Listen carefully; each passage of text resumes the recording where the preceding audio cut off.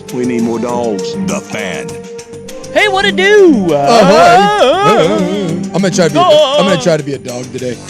We need more. I'm gonna try. I'm not much of a dog, but I hate that open. Really? Hate's a strong word. I hate it. Why do you hate it? I don't know. Let's dig into your feelings. think it Let's talk sucks. about your mother. My mom. Yeah. She's great. Yeah. Yeah. Living Sure. in bliss these days, that one.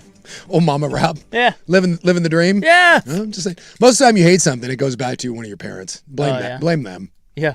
My mom hated dogs, Yeah. which she kind of did. Yeah. I'm reading. You're not much of a movie guy, but you're familiar with Josh Brolin, right? Oh, of course. Yeah. Very handsome. Love Josh Brolin. Very handsome. Yes. And I'm reading his autobiography right now, and oh my God. Daddy issues, mommy issues. Mom issues. Mom was a drug addict. His mom might be the most insane woman. Ooh. Like, outside of someone that just beats their, like, demon stuff, right? You read about those things where the mom, drowns a kid or, just doesn't want the kid. Like, you got to take that aside. That might be the most insane childhood and insane mother I've ever read. And he seems not okay with it.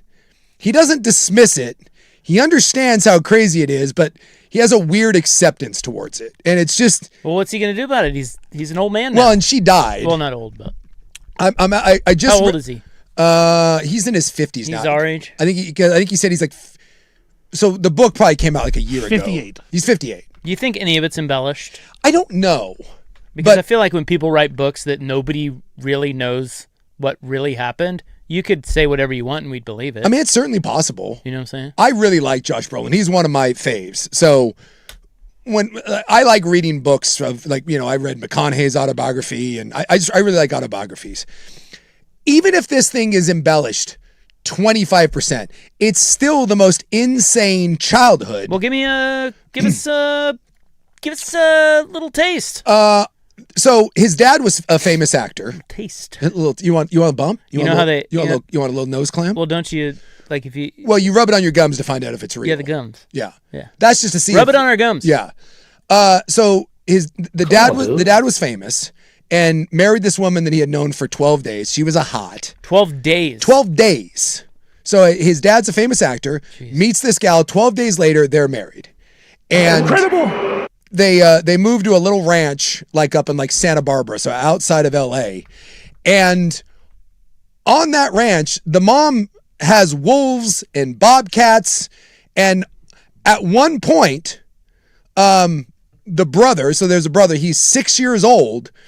The brother gets mauled by one of the mom's wolves. Can I ask a question? Yeah. Is the brother the son of James and the crazy lady? Or is he a previous? No. Yeah, they're all mom and dad. Yes. So the brothers. So this is long after they've had kids. Yes. So they have two boys. They have two boys. And by the way, James Brolin, still with us. Oh, really? Did you know that? Yeah. Well, I would have said he was dead. In the book, he does talk about him. So yes, but I figured the book was a couple years old. But the brother, there was like a pen, like a fence. And the mom would leave it open, and the wolves would come running after the Brolin boys. And one of the stories is the brother slams the door because it was like a race when you got home to find out if the wolf door was open. The brother slams it, and it catches the wolf tail, brother. And so the wolf freaks out, and the mom goes, and the quote was, "You little S, why did you do that?" And he goes, well, the wolf was going to attack me. And she says, sometimes love hurts and sometimes love is biting. You open that damn door. And the mom he's 6, makes him open the door. And in a shocking development, the wolf attacks him. What? And Brolin, who's the older brother, remembered having to pull the wolf off of his brother. Cool. He said it was a regular occurrence for them to wake up with a bobcat or a wolf nibbling on them and blood. They had to explain it to teachers why they had blood on their clothes. We buying that? Dude, when you read through some stuff about the mom, it seems to all check out. There are numerous stories. So the mom dies at 55. What happened? So the mom is sleeping with someone. Did the wolf kill her? No. The mom is sleeping with like a young man. Something happens. He tries to leave because she's going insane. Oh, yeah. She's sleeping with this guy and something goes awry, and she had breast augmentation and one of them had like popped. I think it's really sexy. One of them had like gotten deflated. So he tells her that she has garbage teas. Shut up. The mom gets pissed. Only one garbage. Only one. Pulls Garbage tea. pulls a gun on him The other one's fine. and says, "You're not going anywhere," and is going to force him to sleep with her at gunpoint. He skedaddles out of there. She starts shooting after him. He gets in the car, flees. She's shooting after him, gets in her car, blackout drunk, starts chasing after him, crashes into a tree, by the way, and she dies. And when the brother called Josh Brolin to be like, "Hey, mom was in a wreck," his response was, "What's new?" And he says, "It's really bad this time." And he says, "What's new?" And she ended up dying. It's like the most chaos. It's a really, really interesting read, and he's an interesting guy, but his childhood, whoa. Did you, so somebody said James Brolin's gorilla story is crazy. Whoa. Is that in there yet? Or have you gotten to that part yet? No, I haven't gotten to that part. So AI says he shared a viral story about his mom, Jane. Her name was Jane. Yes. She was 5'2", 105. Yeah. But a force of nature. Uh-huh. I can picture her. Yes. He says she once intimidated and successfully directed a massive 550-pound silverback gorilla into a transport truck using only her deep voice and sheer authority. Yeah. He talks about his mom being the most terrifying human being on the planet. She would go to movie sets and bully people. Like when he got Goonies, his mom would show up and he would be like, "Mom, this is my first real job. Can you just mind your P's and Q's?" And he said within like a day, the mom was bossing around the director and like the PAs. His mom just, All right. yeah. Everywhere she went, she was blackout drunk. Yeah. She just Cigarette hanging out of her mouth. Cigarette hanging out of her mouth. Multiple young boys in and out of her life. Just the definition Wait, of like time out. yeah. What? She liked younger men. Like illegal? No, but 20 something. as she got older, she did not date men her own age. Yeah, all right. Well, that's fine. Yeah. You made that sound way worse. No. We're going to start them at age 8 and groom them. That's gross. Yes.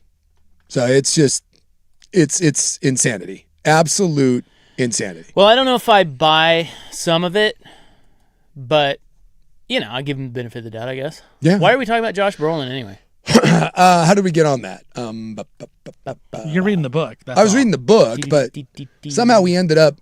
Oh, we were talking about your mom, and I said my mom. When I said most of the time you have a hatred towards something. That's right. It's based on your mother, and then that was like, oh yeah, like Brolin talks about in the book how a lot of his bad things and outbursts and all that, it's all based on having the most badass crazy. Is he a well-adjusted fella or is he trouble? It feels like now he is, but growing up, I told you dumb bitch.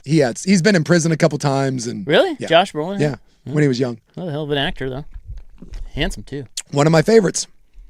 Anyway, so far it's a good read, or should I say a good listen. And he reads the audiobook, which if you write his voice. if you write an autobiography and you don't do your audiobook, I got no time for I'm going to write an autobiography. The story of Rob? Yeah.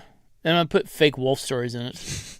I mean, to your point, like how is you wouldn't know. No, I wouldn't know. Well, I would know because I've known you for 20 plus years and I've never once heard about a wolf waking you up. Well, I've been waiting for the right time to spring that on you? to tell you about that.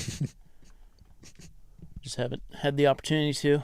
Sorry. Hasn't come up yet. No, it It's hasn't. a sports show, It has not come up in we don't really talk about these sorts of animals and conversations. childhood stories here. Well, I will say that as you're reading the book, if you've ever felt bad about your childhood, read that one and you'll be like, oh, not so bad. But it feels like because I read a lot of autobiographies. Hey, you read a lot of autobiographies? I do. Brother. And most of them, the childhood people, the stars, they have the most insane lives. And again, I don't know how much that's embellished, but it can't all be embellished. No. There's probably some truth to it. Christina Applegate's is really bad. Yeah. Yeah, like So I hear. horror What is that? type stuff. All right, guys. That is a mini prattle. That was a but, prattle. we have to tell you about some cool sports news. Yeah. Are you ready? Yes. Are you ready? Are you sitting down? I am sitting down. You're looking at me. I have big sports news. I like big sports news. Here's what I can tell you. The Portland City Council has passed the Moda Center. You're so close. Dude, you were like at the 5-yard line and you Daniel Jones that, dude. You tripped. Retraction Wednesday. Yeah. Here's what I can tell you. Okay. Take 2.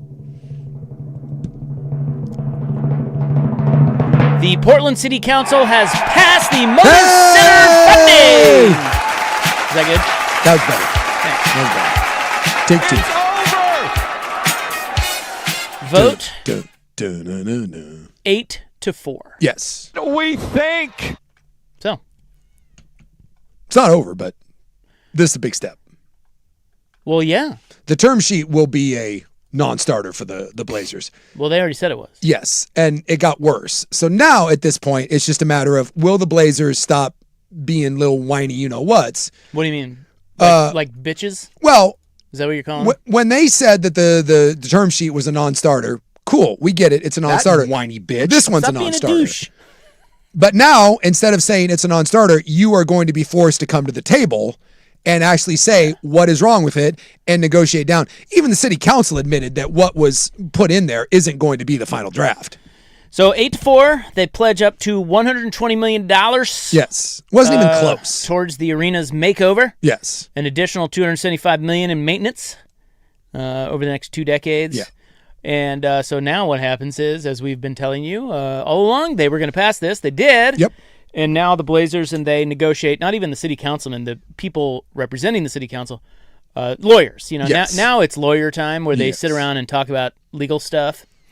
And they come up with a final term sheet, and hopefully they sign off on that by December, and then you're done. Yes. So can we at least now stop No. some of the fear-mongering? No. Why would we stop? Yeah. Sean Hyken's latest tweet was, even the city council doesn't believe that Tom Dunn is operating in good faith. So even though this is passed, we just Well, can't help it. Just this Ta. I do have. you can't win this way. I hate to say this, but this really was kind of a formality. I mean, we all knew this was going to pass. Yes. Now, I think that some people are asking the question why they changed the term sheet at the last minute, and I think, well, one, I don't have any inside information here, but I sort of feel like some of the counselors who have been for this all along sort of had to vote in favor of this added, what is it, like rent fee that they added Yes. to appease the swing votes. Yes. So I do feel like they got this over the hump, but had to tweak it at the last minute to appease some people, you know, that to appease some votes that they needed. And it sounds as if, too, listening to some of the people that are a little tied closer to this, that the city knows that this isn't going to fly. Like, what you're asking the Blazers to do is basically pay for the city's commitment. Now, the ongoing cost is one thing, but we've talked about this. $120 million over the 20 years is about $6 million. What the Blazers, what the city is asking for is almost $6 million a year from the Blazers. So the city is literally being like, we're going to give you $120 million. We would like you to pay us back $120 million. That's not going to fly. Just plain and simple. But they know that if you don't put this in there, you can't negotiate up, right? Once this goes to the lawyers, the city can't go to the Blazers and be like, well, we want you to pay us more. That's not going to be a thing. So like everything else, you walk in to buy a car, and you're like, hey, how much is the car? And the dealer says $32,000. Very rarely is that $32,000. But the dealer can't say, hey, it's 27, and then eventually get to 32. It starts at 32 and it works its way down. So my guess is they're asking for it's like 5.1 and then escalators throughout it. My guess is this thing will get settled somewhere around 2.5 or 3, and that's going to be the negotiation piece. because there's no way that the Blazers are going to agree to the city giving them roughly $6 million a year and then having the Blazers give them back $5 to $7 million. That's just not, like, in no world does that make any sort of financial sense. So 8-4 is good. Yes. They knew they needed to get this passed. They needed to get it over the finish line. They did, and like you said, there is certainly an element here of they know it's non-binding, so it's like just throw it out there. pass something. Yes. But they also 8-4. That makes it also look better to the league. Yeah. That they're a little bit more aligned. They were on board. Somebody else said Candace Avalos, or the texters are saying Candace Avalos, who we had on the show, she actually voted no, which she has every right to Absolutely. do. It's just she was outvoted, so it doesn't matter. So we move on. Yeah. They're real quiet. But see, like the whole city council part of it, even though there has been a lot of grandstanding and a lot of noise, the whole city council part of it is really not the question mark. The question mark is, where do the Blazers sit? And now we get to find out. And as I've been saying for the last 2 weeks, really the next move for the Blazers is going to be the most telling. Yeah. And we've kind of seen a glimpse into that, and that Quick had it that they had a meeting and the architect was there, and so they are negotiating. So it's looking good that the Blazers are ready to move forward. Mm-hmm. And so and they have plenty of, what do we have now here? September, October, 3 or 4 months to figure it out. Yeah, and we found out through Quick and Wright Gazaway that there's an architect that they've been working with for months. And, you can put something down on paper and now the negotiators can go to work. And essentially this kind of removes the city council. I mean, the city council, we learned, they're not negotiating. They're not. They voted on this. They just had to approve the money. They just had to approve the money. They approved the money. So now somebody negotiates on their behalf for the city. And, I think what's interesting is it sounds like there could be some information coming out soon about Tom Dundon. We'll see. It could be a nothing burger, or it could be very revealing about his intentions. But that's really going to be the next thing. So we know that obviously the NBA, we've heard that many times, that Adam Silver is going to play a big role in this, and that the NBA can't have this be a sense of the city just gave us $600 million in money and then you poo-poo it and walk away. That's a bad look. It sets a bad precedent. So now does the NBA now lean on Tom Dundon to be like, hey, let's all work together in this. Let's get a fair deal done. Let's get this signed away. And yes, if we find out over the next 4 months that Tom Dundon is being an absolute pain, and remember, this is going to get contentious going forward. There will be more back and forth, and we'll get more articles written about how he's the worst guy in the world and that he's wanted to leave all along and all this crap. Just remember everything that was said leading up to this point, and both of these, all 3 votes passed with zero problem. It was clear sailing. The state gave it over, no big deal. The county, no big deal, and this wasn't close. It was 8-4, and you only needed 6. So, just everyone, I would encourage you over the next couple months, as people write about the contentiousness of this and how this could all fall apart and we're not across the finish line. Take a deep breath and realize that it's in everyone's best interest, including Dundon, including the NBA. And the city of Portland, to get this deal done. And then, of course, the Laker thing happened now. So now we have to answer to the Tom Dundon's going to flip the Blazers. Yeah. Yeah, why not? Because someone with the Lakers just flipped it and made $2.5 billion in a couple months. Or just get the government on your side. Yeah. Looks like. Well, that looks like that's a whole other thing. That looks like a play. Actually, it's the same thing. Yeah, well, someone was getting federally investigated, and I'm guessing that they are not going to be federally investigated anymore because they just sold the Lakers to someone conveniently sold the Lakers to somebody who is tied into the government. Funny how that works. It's weird. It's weird stuff. It's weird. Well, if you told me that I was being investigated by the feds. Well, you're being investigated by Odyssey, and that's sometimes worse than the feds. That's what I hear. Scarier. I got an angry email saying, why haven't I signed my probationary driving record? Well, see, they don't mess around. No. They're not like the feds. That's it. I'm calling Trump. I'm calling the Kushners. Big Suit getting a pardon. I'm going to pull a Tiger Woods. It didn't help him. We had Kushner on the show, or? Yeah, call him up. Get Suk out of probation. My secret. We should explain that. Yeah, we should. But we'll do it next. Yeah. We'll do it all next. Yeah. There's a lot of corruption. There is. There's a lot of corruption going on. I want to be in on the corruption, and right now I'm out, and I'm not happy about it. You are the You're seeking it. I'm seeking corruption. Yeah, but bro, nobody wants to be corrupt with you. You're on the wrong side. That's sad. Yeah. I'm here on probation. I also want to tell you a few of the things that the city council said today. There's some wild stuff. Oh, yeah. You knew it was going to be. I mean, yeah, exactly. It's like, it doesn't matter. They passed the funding, but boy, it's wild over there. Yeah. Well, welcome to city politics, especially this city. There's your prattle. Thank you, Brad Boxberger. Frank A. Services is next.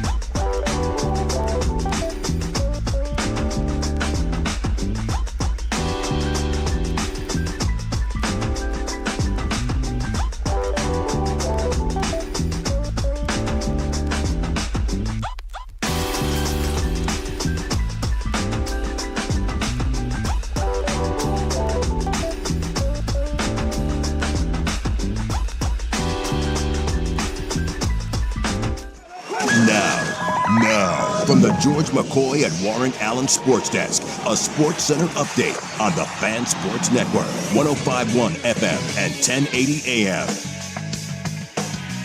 First on the Fan, Portland City Council today has passed the Moda Center funding today by a vote of 8-4, in which they will pledge up to $120 million in renovation for Moda. Los Angeles Lakers, they're going to be sold to Josh Kushner and Bob Iger for $12.5 billion, which is a record price, breaking the previous record, which was a Lakers sale of $10 million to Mark Walter back in October of 2025. After 18 seasons in the NBA, former MVP Russell Westbrook has announced his retirement today. Westbrook reportedly had offers from both the Kings and the Wizards this offseason, ultimately decided to retire. Westbrook leads the NBA all-time in triple-doubles. Falcons quarterback Tua Tagovailoa, he's going to start Friday's preseason opener against the Broncos. Head coach Kevin Stefanski said that Tua was not named Week 1 starter of the regular season, as him and Michael Penix Jr. are still battling it out. I'm Stephen Vaughn from the Georgia Coy at Warren Allen Sports Desk. Don't call your mom. Call Georgia Coy at warrenallen.com.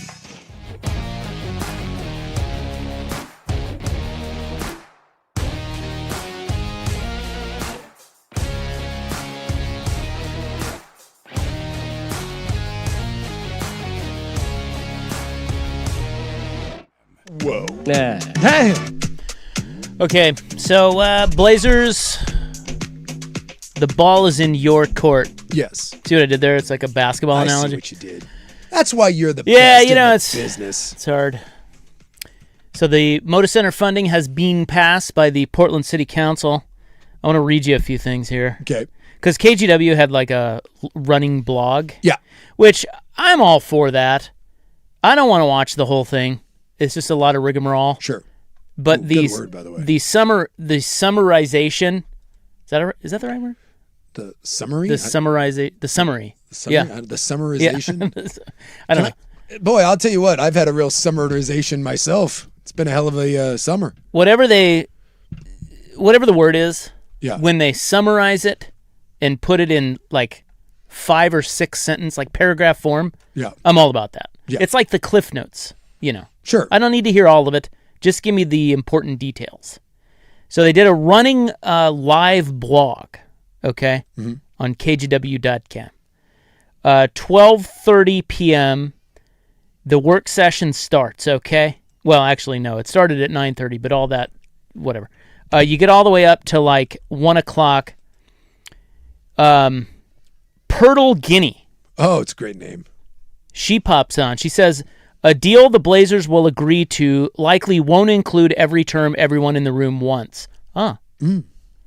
She says the alternative is no deal with the Blazers, but the city would still have to remodel the arena without state and county funding because those commitments would expire. Purtle Guinea then says that that option would have a lower overall remodeling price tag, but a significantly higher cost to the city. She seems to actually have a brain. Yes. The other option, she says, is not remodeling the arena and allowing events to decrease until eventually the arena closes. Seems like not a good option either. Terrible option. Yes. She says there's a cost to not activating the largest space in our city, adding that the city should not turn its back on the Albina neighborhood and refuse to invest in it. She says she would love to have an owner invested in the city of Portland, but we don't. She says the council has to compare the costs of each option. She says she's a yes, because there's enough in the term sheet that she likes. Okay, so I follow her logic. Sure.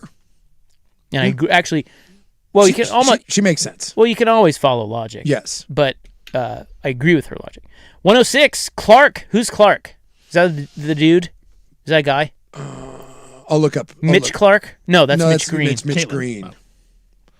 Kalen Clark? Yeah. She's on the city council. Is she there? Clark says she appreciates that the new term sheet includes many of the amendments introduced last week and thanks the city's negotiating team for working them in. Okay, so that one right there, that probably was a swing vote. Olivia Clark. She's Olivia. a District 4 counselor. Okay. She's with Mitch Green and Eric Zimmerman. Counselor. So that's why you saw the term sheet change. Yeah. Is to get people like her on board. I don't know if they had the votes. It sounded like Dan Ryan was always confident that they did have the votes. Yeah. But I tell you what, he was one that voted for the amendment to change it and charge more to the Blazers. Yeah. And I'm guessing the reason he did that was to get this thing over the finish line. It's possible. Right? Because he well, and it's if that's what you need to do to get over the finish line to make sure that you have some 100%. wiggle room, because you know that's not going to fly. Well, So- right, but what I think the point is, because he would not have voted for that, because he's a yes guy all along. Yes. He's not doing that unless he's like, I don't know if we have it here. Yeah. Let's throw another bone to the swing votes, and that'll get us over the finish line. Yeah, because it always seemed like it was going to be basically a 6-6 tie, and then the mayor was going to have the overriding factor. But if stuff had changed where it would have gone the other way, you're right. It does seem like Dan Ryan had to do something in his power there. Yeah, a couple of them did. Yeah. So Clark, it's taking care of what belongs to the city, supporting labor, and getting to a 3-1 match for the renovation of the Motor Center. We'll have to take care of this place no matter what happens, and it might cost us more in the future, she says. Oh, I see that logic as well. People starting to figure out that you own the building and you have to do this anyway. So, and by the way, of the $600 million, you're only having to pay 120 of it. It's a sweetheart of a deal for the city. It really is. So are you ready for Avalos? Yes, because she voted no. 115, Avalos says she's been consistent about what she needs to see and what East Portlanders need. She says she appreciates that the proposal is substantially better with the amendments included in that Portlanders who testified did make a difference. She says the 12 amendments put forward reflected what she heard directly from residents, but she says the question is whether it's enough. And the answer is no. Oh.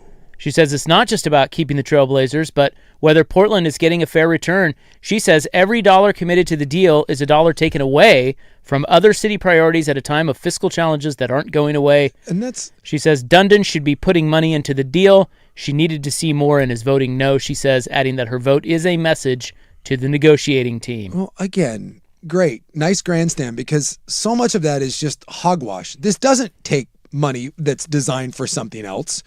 And the vast majority of this $573 million goes away if the Blazers go away. Like from the rental tax, and so much of this money is literally coming from money that is generated by having the Blazers and events there in Moda Center. Like, that's the part that, again, I just want someone to shake these counselors and realize that most of the money that's being put in here, if the Blazers go away, that money goes away. Like, this idea that you're robbing Peter to pay Paul just isn't true. It's just not. So Smith, she's a vote for. She talked about, hey, the Blazers are huge. The Moda Center's been, we've had a lot of memories there, and this agreement protects the city's interests, secures the future of the Blazers in Portland, and provides a necessary spark for the next chapter of downtown's recovery. So she's all on board. Yeah. Then you go to Zimmerman, who says his reason for supporting the proposal, including the $600 million in economic activity Motor Center generates, the jobs it creates, and the opportunity to attract more concert shows and events. Yes. He says the Motor Center is only used about 240 nights a year, and that Portland needs to stop being a flyover city for events because the arena is no longer capable of hosting concerts and shows of a certain caliber. He says the Motor Center is the most out-of-date arena in the country. He says he and another counselor recently attended an East County Chamber of Commerce meeting where a business member from East Portland said they rely on the arena as an economic hub. Even in East Portland, he says, the benefits ripple throughout the community. I'm okay with the no votes, but I'm one of the cheerleaders. I'm one of the yes votes, he said. Good. He says he believes it has majority support, and that's a good step forward. Yeah. Okay. All right. Koyama Lane draws laughs. What do you suppose she said? I don't know. Doing bits. Well, everyone's doing bits. You got bits. You got to do them. She started by commenting, saying that she has just a couple more amendments. Ha ha ha ha ha. She seems adorable. She says she didn't bring this. She says she didn't bring this as an amendment, but wanted to hear on the record what the next steps are after today. She says what Portlanders can expect after today's vote and how they can receive updates on negotiations. She says the process needs to stay in the public eye. Transparency is the right thing to do, adding that public pressure will be the city's biggest leverage. I don't know how. Not sure. Yeah, that may not fly. No, considering that the Blazers have made it abundantly clear that they don't want to do this in public, because I'm not certain what having airing your dirty laundry and leaking things to press and having people write things and get people riled up. Why? How is that good? I don't understand that. Someone help Transparency. Me with that. Is it transparency, or is it just according to Ms. Lane, yelling back and forth at one another in public? She says that as much as she respects the work that has been done and recognizes that the term sheet has been improved, she cannot support it without a firm commitment of funds from Tom Dundon. She voted no. Here's our boy Dan Ryan. He says the council is providing guidance to the negotiating team that will help them win. Tom Dundon, you bought a team. It's located in Portland. It's time to take that seriously and show up.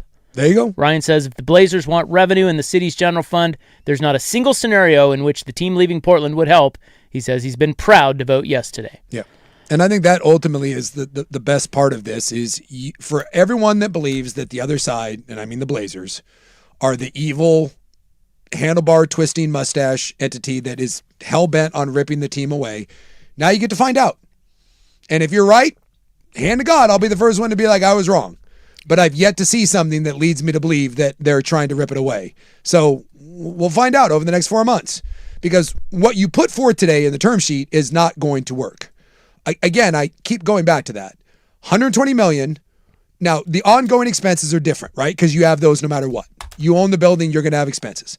But $120 million to renovate the building over 20 years is $6 million, and they're asking the Blazers for $6.1 million a year and escalators. Every year it goes up. In what world do the city councilors, I would love to sit down with Avalos. I'd love to get her back on the program and be like, if I asked you to loan me $10,000, I want you to give, well, not loan, I just want you to give me $10,000 for something that benefits us both.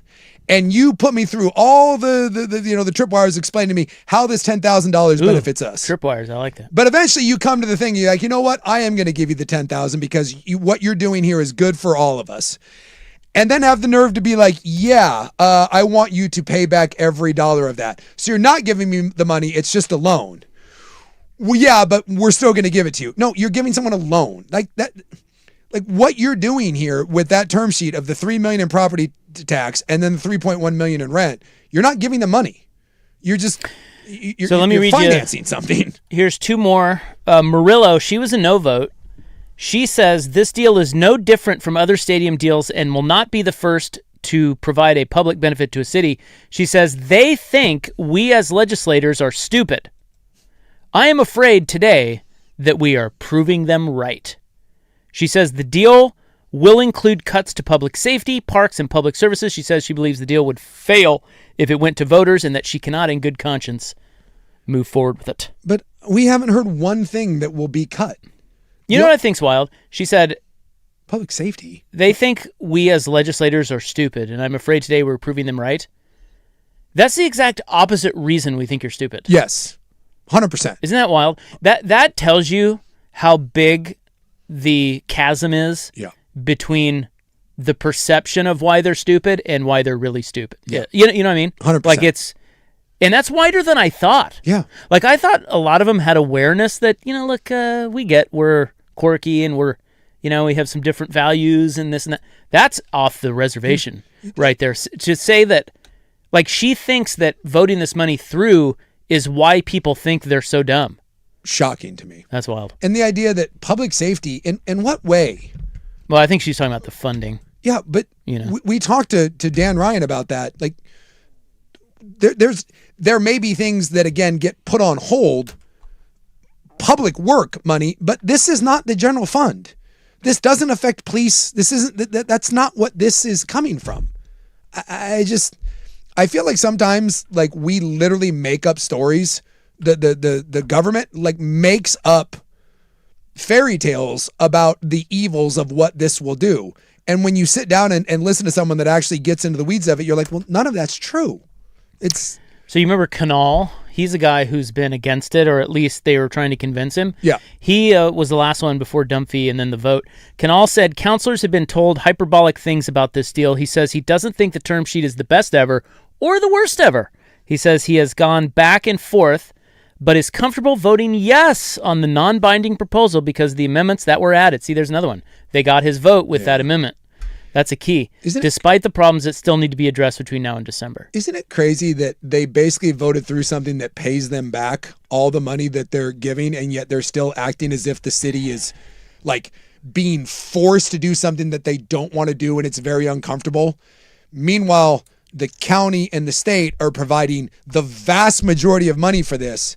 Isn't that crazy? It's a small percentage ultimately of the renovation fund, and they put safety guards in there to make sure they get all of their money back, and yet they're still wringing their hands as if they're doing something noble, or that, or God forbid that they're doing something that is going to be frowned upon because, like you said, it makes them seem stupid.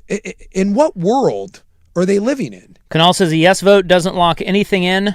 but keeps the door open for negotiations. He says if the council doesn't pass a term sheet today, negotiations are done. So he's like, all right, let's move it forward. And that's really all that happened today. And then Dunphy comes on. He says he thanks him. He believes there were people counting on the council to fail today. He says this work is supposed to be hard and messy. He says Portland is an incredible city and that this council is serious about getting things done. I am certain our best days are ahead of us, and I hope the Blazers choose to be a part of it. And then at 1:49, the vote on the non-binding term sheet passes 8-4. So the no votes were Avalos, Murillo, Koyama, Lane, and Clark. I believe all female. Am I wrong? I had them all up. I think those are all That female. sounds right. Yeah. The females. Who was it that voted no again? Murillo, I know she's female. Yes. Avalos, female. Yes. Koyama Lane is female. Yes. And then Clark. Yes. What's Clark's first name? Olivia. Olivia Clark. Okay. Yeah. So yes. There's your no votes. Well, at this Right. point, I'm not saying it's completely out of the hands of the city council, but it kind of is, and I think that is a good thing. Yeah. So Yeah. go to the negotiators, and now the Blazers, we can get down and see what see what's what. Okay, so this Lakers thing is wild. We'll get to that next.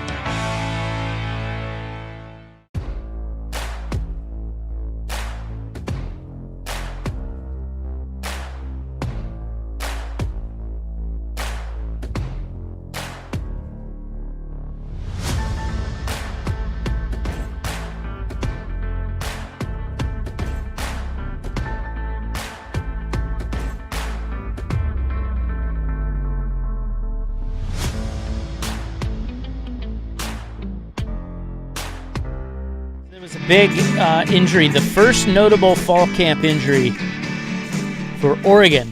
We will get to that at 4. Happens to everybody, man. So, It's a war of attrition. we woke up this morning and the Lakers had sold again. Yeah, no one saw that coming. That was like the Luka Doncic trade. Apparently the Lakers work in there's like a CIA organization. Like no one hears anything. Super secret. Yeah. Like the most valuable NBA franchise, and up until now, the most valuable, well, until the Cowboys sell, the most valuable sports team in the world has now sold twice. They sold. Yeah, if you're going, wait a minute, didn't they sell last year? Yes. Yeah. They sold for $10 billion last year, and the Dodgers guy bought them. Mark Walters, right? Yeah, and he has now sold them to a group that includes Bob Iger and Josh Kushner. Yeah, he is brother of Jared Kushner, who's married to Ivanka Trump. Right. So they got Trump ties. So he bought him. Walters bought him for $10 billion last year, and now he sells them for $12.5 billion. Yeah. A year later. And Bob Iger, by the way, he was the former CEO of Disney. So Pretty good little ROI. yeah, I'd say so. But so the shenanigans here are that it just came out that Walters is under investigation by the SEC for not repaying $16 billion Ew. in loans. Yeah. Which is fascinating in and of itself. You know, the rich person world It's a lot of money. where you can borrow $16 billion and not repay them. Well, the idea behind the people Could I do that, you think? No, you need assets. So what the rich people do to avoid paying anything is they get something like an organization that's worth a lot of money, and then they just borrow against that. They just borrow against the value of that. And some of that stuff, apparently, he's like, I'm just not going to repay it and deal with it. So he's under federal investigation, and lo and behold. And then all of a sudden, so he's under investigation a year after he buys the Lakers, and suddenly he is selling his team to a bro who is tied to the government. Yes, who's had his own, the Kushners have had their own, Yeah. their own shady dealings. But I like when you're dealing with that kind of money. Well, wasn't their dad a felon? The old man was a felon. Yeah, that the Kushner. He was also a Democrat, by the way, until he got in bed with the Trumps. Yeah, it's a weird. Well, what do you call him when you're like, you don't really, like, you have no, what's the term? You have like no backbone. You have no affiliation. You don't care about anything other than your own interests and money, and Sure. you'll just, there's a term for it. You'll just. Yeah, it's very I don't know what you call it, like self-serving or narcissistic. That's what the Kushners are. Yes. So Jared married Ivanka. Yes. And now it's like, Yeah, the world's your oyster. Yeah, and they've gotten filthy rich, Yeah. and this is the brother of Jared. So the question becomes, Josh. this Mark Walter guy. Yeah. No, I was reading a bunch about this today. No one saw this coming. He owns 78% of the team. Did he sell it simply because I just made $2.5 billion and thanks for coming? Or again, was this one of those, I got problems coming down the road, or this is political influence? Look, say what you will about who's ever in the White House. We all know that you can influence him by doing things with people that he likes. So we may never know, but certainly that speculation is there. Well, I only like people that like me. I think you'll know when you find out what ends up happening to the Walters investigation. Yes. And it will probably just quietly go away. Yes. Since he has coughed up the Lakers. Now, he also gets to walk away with $2.5 billion, it seems like. Yeah. Not a bad deal. Not a bad year. For a year? No. Not a bad year. You buy 78% of the Lakers, and then you're like, oh, well, here you go. And by the way, if the Lakers are selling for 12.5, the Cowboys are selling for 20 bill. Think about that. Someone said, I saw this, that the guy who sold the Timberwolves to A-Rod and his group, he owned that team for like 20-something years and didn't make as much money as Walters did owning the Lakers for a year. That's how insane that is. I mean, when the Blazers were Phil Knight wanted to buy the Blazers for $2 million, $2.5 million. In 1 year, Mark Walters made enough money to cover at one point, which would have been the sale of the Portland Trail Blazers. $2.5 billion. And by the way, that's only his percentage of it. That's 78% of the team is what he sold that thing for. So that's not even the full value. It's just, and it sounds like the Kushners and Iger were trying to buy the Vegas expansion team, which was going to be in that $7 to $8 billion range. And then for whatever reason, that didn't work out. So they just pivoted and were like, okay, well, if we can't buy the Vegas team, Well, let's buy the Lakers. So therein lies the question. Is it better to buy the Vegas expansion team if you can for 8, or is it better to buy the Lakers for 12.5? I'd make the argument it's probably just better to buy the Lakers. Because at that point, what's the difference? When you have that kind of money, what's the difference between $8 billion and 12.5? Well, I'm going to go ahead and say $4.5 billion. I don't think they care. But I think they're operating on a different. I'd probably rather have the Lakers. I would the think Lakers, so. man, like they're huge. But isn't that interesting? Like you're trying to buy the Vegas, and you're like, well, I can't get them. Can we get the Lakers? Sure. Yeah, we can strong arm the owner of the Lakers. He probably called old Trumpy and said, "Hey, look." It certainly feels like there is. Yeah, it's total shenanigans, dude. Certainly feels. It's that not way. even like they're hiding it anymore. No. I mean, we know this stuff used to go on and just be kind of like cloak and dagger stuff. Yeah. Now it's just like all out in the open. It's kind of. It's It's better? amazing. Is it better that it's out in the open now, or It's a little. I don't It's know. a little Putin-esque when he shoves someone down an elevator shaft, and he's like, oh, he's down an elevator shaft. I don't know what happened. it came out of nowhere? I don't know. Mark Walters just called me and said he wanted to sell the team. Yeah, I you don't own the know. Dodgers, you bought the Lakers, and then you decided after a year you didn't want to own the Lakers anymore. Were you afraid that the value was going to go down? So look, one of two things: either he needs the money, which maybe, or you got strong armed. Either way, something. I'm guessing he got strong armed, but he also gets to walk away with some money. Yeah. And the worst deal is holding on to the team, but having to have the government breathing down your neck about $16 billion you didn't pay back. Yeah. I mean, it What would you rather have, that or $2.5 billion? Walk away from the Lakers. kind of makes sense, right? If someone sat down with you and was like, "Hey, I like the deal. Yeah. Hey, you do that deal? Damn good deal." Damn good deal. And of course, now we're getting everyone that's writing the article about if you can flip the Lakers, then so the spin on it was that Tom Dundon never wanted the Blazers right here in Portland. He was going to move them the entire time. That kind of feels like that's dying on the vine a little bit now that you've got this done, and then he may be forced to negotiate. So the new spin that everyone's going to try to put on it now is he just wants to flip. And that because he doesn't own, 78% of it, it'd be real easy for him to flip. The problem is that the Blazers aren't the Lakers. And no one wanted to buy the Blazers. He was the only one to come up with the $4.5 billion for the Blazers. Something tells me that all in the last 6 months, the Blazers have not increased by the tune of $2.5 billion. Yeah, there's only the 2 offers on the Blazers. Yes. I think that's one thing that we do forget about that. Who was the other group? It was we the The Thorn Thorn group. Fire Oh, group. right. I forget who the swimwear people are. That- I forget. Remember they had the Panda money with them too, and then it got split. And Yeah. it is important to remember that the Blazers were an auction. That went to the highest bidder. They had a price tag, and if a group met that and was approved by the league, but this wasn't specifically they chose Tom Dundon's group because they liked it better. It was the only one that came up with that tag. It was in Paul Allen's will that basically be auctioned off to the highest bidder. Can we all look back and give Jody a little bit of a pass on at least one thing? What do you got? No. No? Well, I'm open to see what Well, the sexual harassment stuff, because No. oh, The elephant bones or whatever it was. No. Highly illegal. Oh. No, Phil Knight offered her $2 billion. she laughed at it. She totally laughed at it. She didn't even call him back. And everybody's like, how could you do that? Well, It's pretty smart. yeah, she knew what she was doing. Yeah. That was a joke of an offer. Yes, it was. Because that waited she waited what, 3 She waited, years? a couple years and made 4.5. and doubled that. More than doubled it. More than doubled it. Yes. So yes, give her credit by sitting and waiting. Well, I don't know about credit, but at least let's not criticize her Yes. for just saying, yeah, it's not worth a call back. She held on to the Seahawks and the Blazers and made, because what did the Seahawks sell for? Not 8, It 9? was almost 10. It was just under 10, wasn't it? Yeah. Seahawks sell. And also Phil Knight, So they sold for 9.6. Phil and so, tried to get it for cheap. he did. He lowballed him. And she knew it. I just wonder if Phil was ever really that serious. You know? well, think about this. In 2022, the Denver Broncos sold for 4.65. So let's assume that 2022 was probably around the time Phil pitched in and was making his offer. So she could have sold the Seahawks, let's say for roughly the equivalent of Denver, somewhere in that, which was a record at the time, to the Waltons. So she sells the Seahawks for 4, maybe 4.2, and she sells the Blazers for 2.5.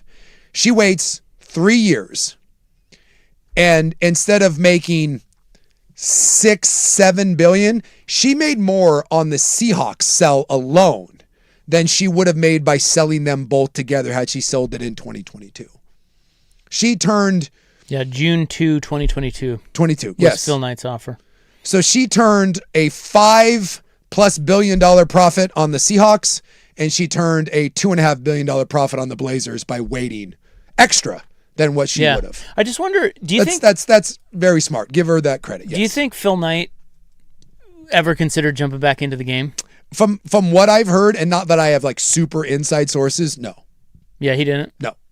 So he just basically threw out a low ball, got a little PR, and sailed away. I think it was one of those that at the time it was a competitive offer, considering what else was out there, what had been sold. It was a market deal. It's just that Jody knew that the market wasn't going to stay there. And that once it went beyond that, it sounds like as he got older and the market went up, that Phil was, at least from what I've heard, that he was never really interested after that. Old Phil, almost 89. Yeah. Well, again, you're 89. Like, no, he's 88. Well, 88. Almost 89. Yeah. And you asked what's the difference between 2.5 and 4.5? Well, it's 2.5. 2.5. And let's be honest. Again, we're talking in billions. Billions. We like discredit $500 million just because we want to round up. It's $500 million. Yeah. It matters, even to rich people. Yeah. Jeez. But at the time, that was not an unfair offer, which is where you have to give Jody credit because she understood. I'm looking through. So the Hornets sold, you said that was in 2022, right? June 2, 2022. 2022.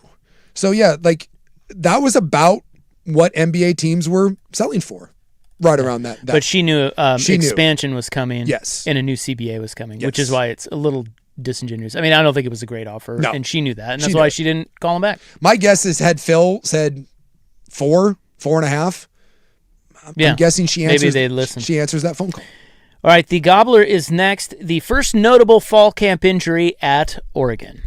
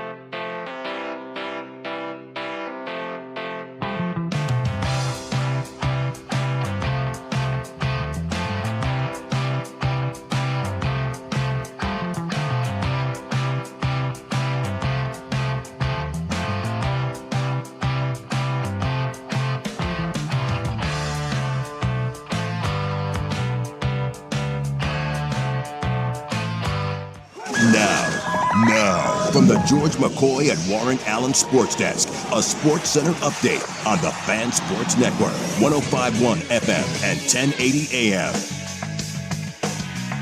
First on the Fan, Portland City Council, they have passed the Moda Center funding today by a vote of 8-4, in which they will pledge up to $120 million in renovations. Los Angeles Lakers, they are being sold once again, this time to Josh Kushner and Bob Iger for $12.5 billion. It's a record price, breaking the previous Lakers sale of $10 billion by Mark Walters back in October of 2025. After 18 seasons, former MVP Russell Westbrook has officially announced his retirement today. Westbrook reportedly had offers from both the Kings and the Wizards to play this season, but ultimately decided to retire. Westbrook is the all-time leader in triple-doubles in the association. Falcons quarterback Tua Tagovailoa, he's going to start Friday's preseason opener against the Broncos. Head coach Kevin Stefanski said he's not naming Tua the starter for week 1 of the regular season, as him and Michael Penix Jr. still battling it out. I'm Stephen Vaughn from the George McCoy at Warren Allen Sports Desk. Don't call your mom. Call George McCoy at warrenallen.com.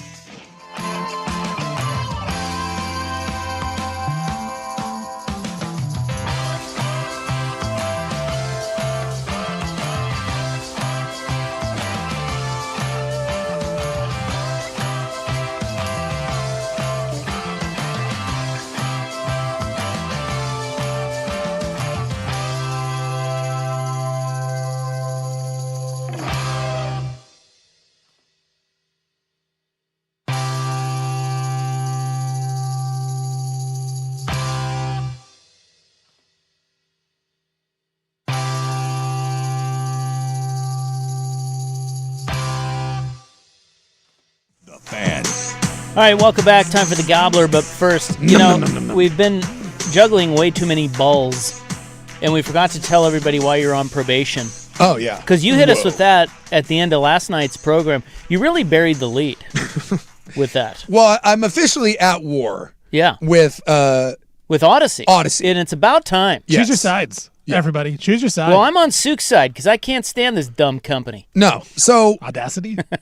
An Odyssey I'm station. just kidding. They're fine. But I'm 100% with Sook on this one. Yeah. So we stand with Sook. this is like 2 months ago, right? We all get a thing, and I thought it was a phishing scam because we have been getting a lot of those. Yeah. Right. They're fake phishing us. Yeah, like I get one. I've had 2 emails from Dusty Hera, but not from Odyssey. It's just Dusty Hera at some Right. Gmail account. And what they want you to do is click on it, and then when you click on it, they're like, "Ha gotcha! That was just us. Now you need to take the phishing training." Yes. So they sent crap. they sent us this thing saying that we need to have a driving record release. It's entrapment. Yeah, we need to have our driving records turned over to the company. And I look at that and I'm like, 0 chance. Like, this is legit. I'm like, no. So I ignore it. And they keep sending emails and I keep ignoring it. And I think you ignored it as well. I did. Well, it seemed like horse sneers. Why would my company that I've worked with for 23 or 24 years need my driving record? Shall we play the fun game of how many times I've driven a company vehicle in 24 years?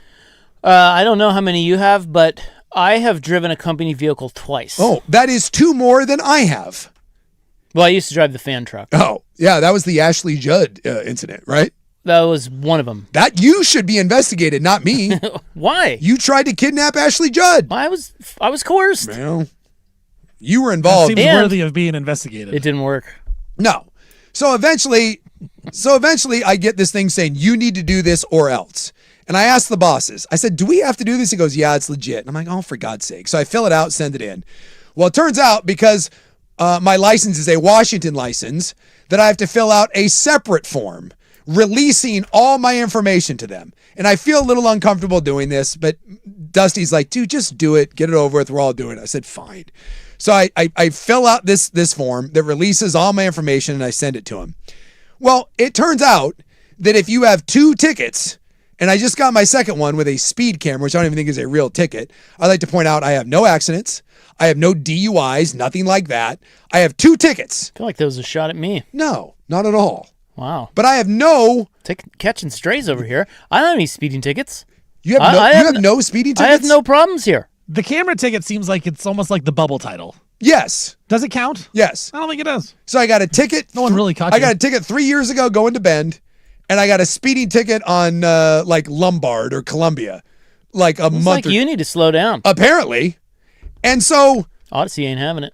HR sends An Odyssey station. sends me a note saying, we have received the results of your background check, and after review, we have determined that there is a probationary violation as outlined in the attached memo. Consequently, you will be placed on a 6-month probationary period. Throughout this probationary period, your driving privileges remain unaffected. I didn't know I had driving privileges. Bye, bitch.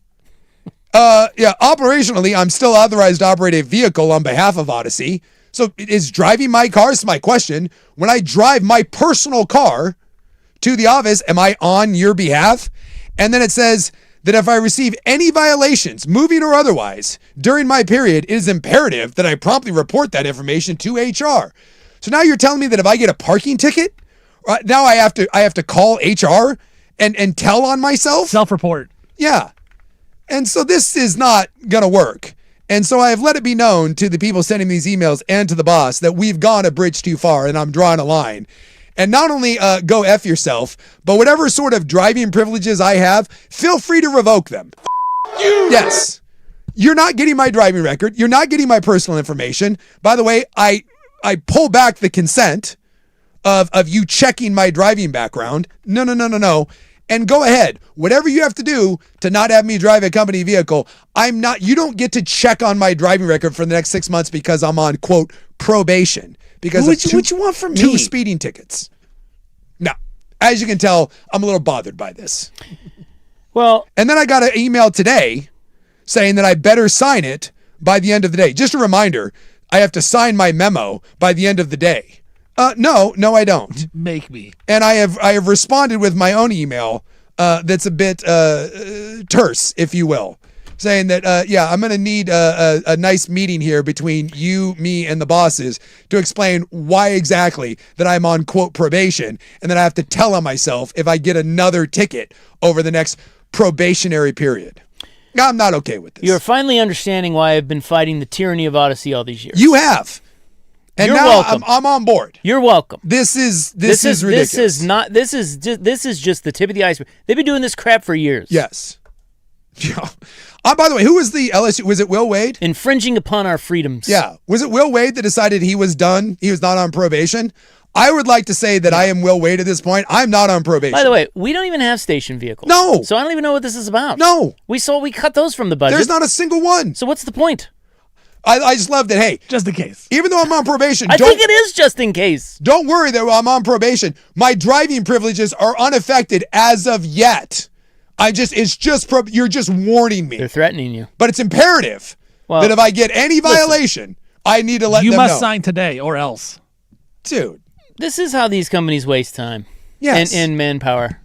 God forbid they worry about the content on their radio stations that could directly affect their bottom line. That's secondary. No. Let's worry about fishing and whether Suit can drive the wolf truck that doesn't even exist. Yes. So we're concerned about me driving a mythological truck. God. An Odyssey station. These people.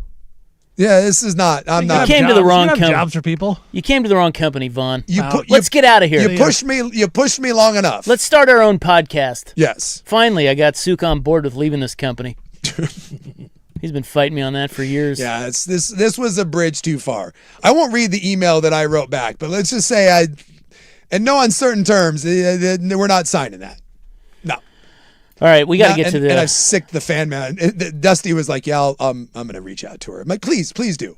So we got to get to this gobbler news because it is pretty big news. Sorry, we went down a rabbit hole there. I got a little fired up. We have the first notable fall camp injury for Oregon, and it is running back Jordan Davison. Yes. He is out 6 to 8 weeks. Now, do we know 6 to 8 weeks? I just heard he's going to miss time. 6 to 8 weeks. Yeah. So it's a serious injury. 6 to 8. Yeah. 6 to 8. According to reports, though, he practiced fully today. What? Yes. This says he Pete has Nako suffered an said- injury this past week and is expected to hold him out for the Justin- next 6 to 8 weeks, lasting throughout the remainder of camp and into the regular Yeah, I think season. nobody knows because Justin Hopkins said 58 minutes ago, can confirm Davidson fully practiced today, was a full participant, including tackling. Oh, my God. And then Pete Nako said the same thing, that he practiced. Fake news. So it could be fake news. It could not be. Nobody really knows. Dude, I'll tell you what. The Ducks, Oh, there's an update. Yeah, this is from Duckswire. Update. Additional reporting has revealed there is some optimism within the Oregon camp that Jordan Davison might not miss as much time as was originally feared. Someone explain to me how you can go from missing significant time, then 6 to 8 weeks, and now you're Fully practicing, too. I mean, it's literally both sides of the doing the bits? venue here. It's more bits? More bits. Everybody's doing bits. Yeah, I don't know. We can't believe anything anymore. I'll just say no one plays the secrecy game quite like Oregon. They love to do it. They keep it close to their chest. I remember when they played Ohio State and we found out that like Thibodeau wasn't playing literally while they were warming up. I mean, that's just right before the game. That's what they do. So look, losing Jordan Davidson for any period of time would certainly suck. Jordan Davidson, who it was really, really good. You have a lot of really good backs. And I personally believe that De'Aaron Hill will be the best running back for Oregon this year. Davidson is your short yardage bowling ball. De'Aaron Hill, that guy has a chance to be special. He averaged 8.7 yards per carry last year. I am telling you, there is a wiggle to him. 8.7. And he's not as complete and like pass protection and all that. I get it. Davidson right now is probably the overall better back. You're going to be fine with the guys that you have if he does miss time. And let's also remember that the Ducks schedule, if you are going to miss time, this is where you want the time to be missed. It's not exactly a murderer's row to start the season. No offense to, anyone on their schedule, Boise State, but I think they're going to be okay. Because they got USC, week 4 or 5, right? If I'm not mistaken. Do you know what the highest career yards per carry average is? What do you got? Guess. For the career. No. Well, this is career, but yeah, I should have done season, but this is career. I'll go like 5. 8.2. Oh, God. Yeah. Someone averaged 8.2 yards a carry? Darrell Henderson from Memphis. Oh, I thought you were talking about Oregon. Never mind. No. Okay. No, this is the record, the FBS record. How many games did he play? Yeah, looks like he only had 261 carries. Even so, that's a ridiculous. That's a lot. That's ridiculous amount. Melvin Gordon at Wisconsin? Yeah. He had 631 carries. Yeah, he was a workhorse. 7.8 yards per carry. Good God. And Hill last year, and I don't remember how many carries he had, but 8.7, which is crazy. Yes. There is, you can tell when someone, 75 carries, 656 yards. So not that many, but still, we all saw him. Yeah, when you talk to people inside programs, we were talking about this with the NFL, even if it's going to be like a guy's coming on later, early on when you see something special, you're like, okay. Kenyon Sadiq was the example I used. It took Sadiq 3 years to really become the defined player. Okay. The moment that guy stepped on campus, you heard whispers of it's coming. Like, just give it time. Because who were the two tight ends? They're in the NFL now. Ferguson. Yeah, Ferguson, and there was one more, and they both were like, yeah, he's going to be better than us all.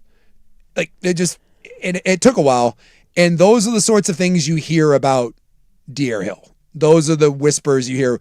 Eventually, when he puts it all together, and he figures it out, and gets the playbook a little better, and gets a little better on third down and pass protection, eventually he will be your bell cow.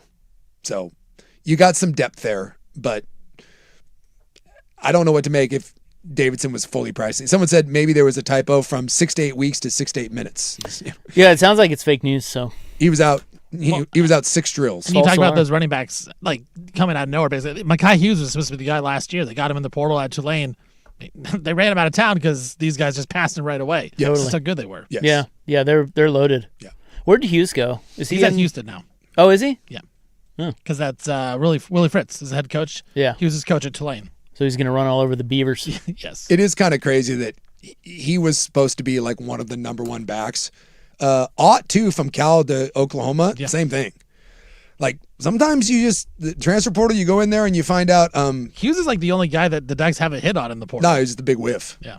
And it's not, he just wasn't good And it may not be his fault. It No. may just be Oregon was so loaded in the backfield they couldn't find playing time for him. Yeah. So you never want to see injuries, and we don't even know at this point if Davidson is really hurt.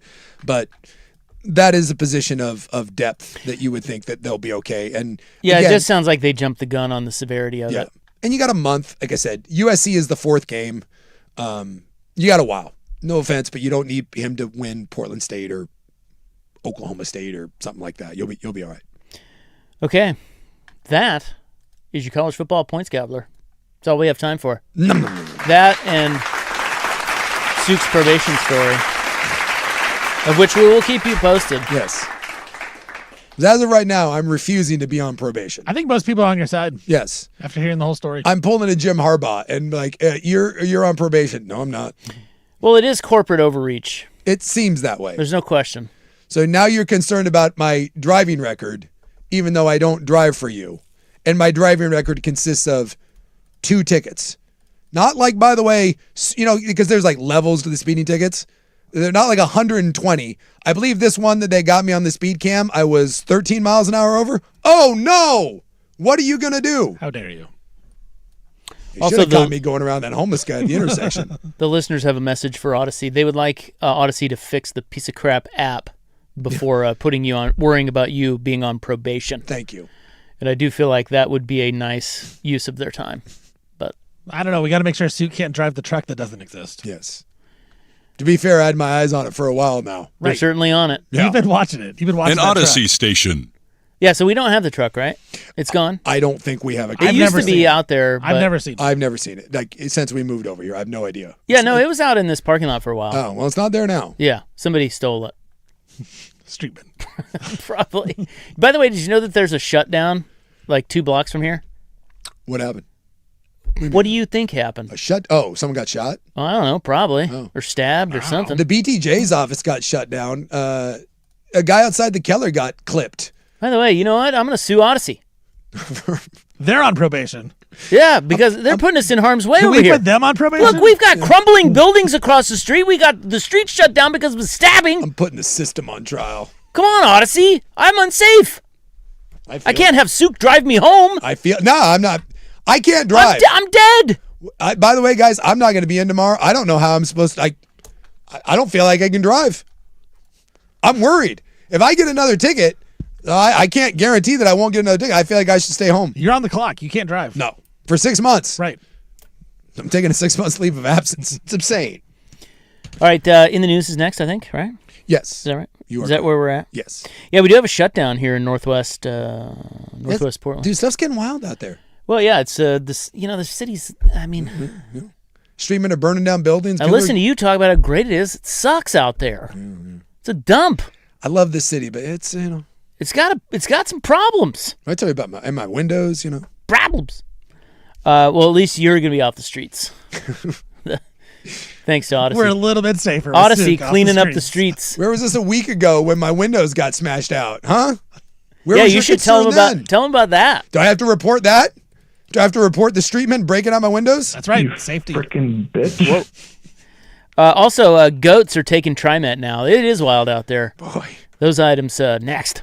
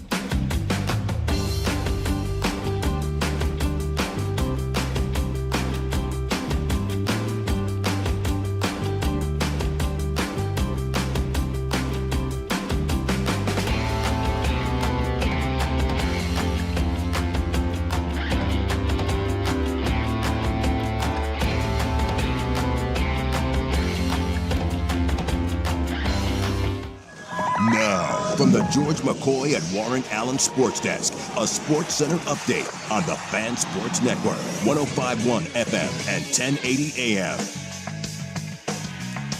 First on the Fan, Portland City Council today has passed the Moda Center funding by a vote of 8-4, in which they now will pledge up to $120 million to help the renovation of Moda Center. Los Angeles Lakers are being sold once again. This time it's to Josh Kushner and Bob Iger for $12.5 billion. That's a record price, which breaks the previous record, which was also the Lakers sale of $10 billion by Mark Walters just last October.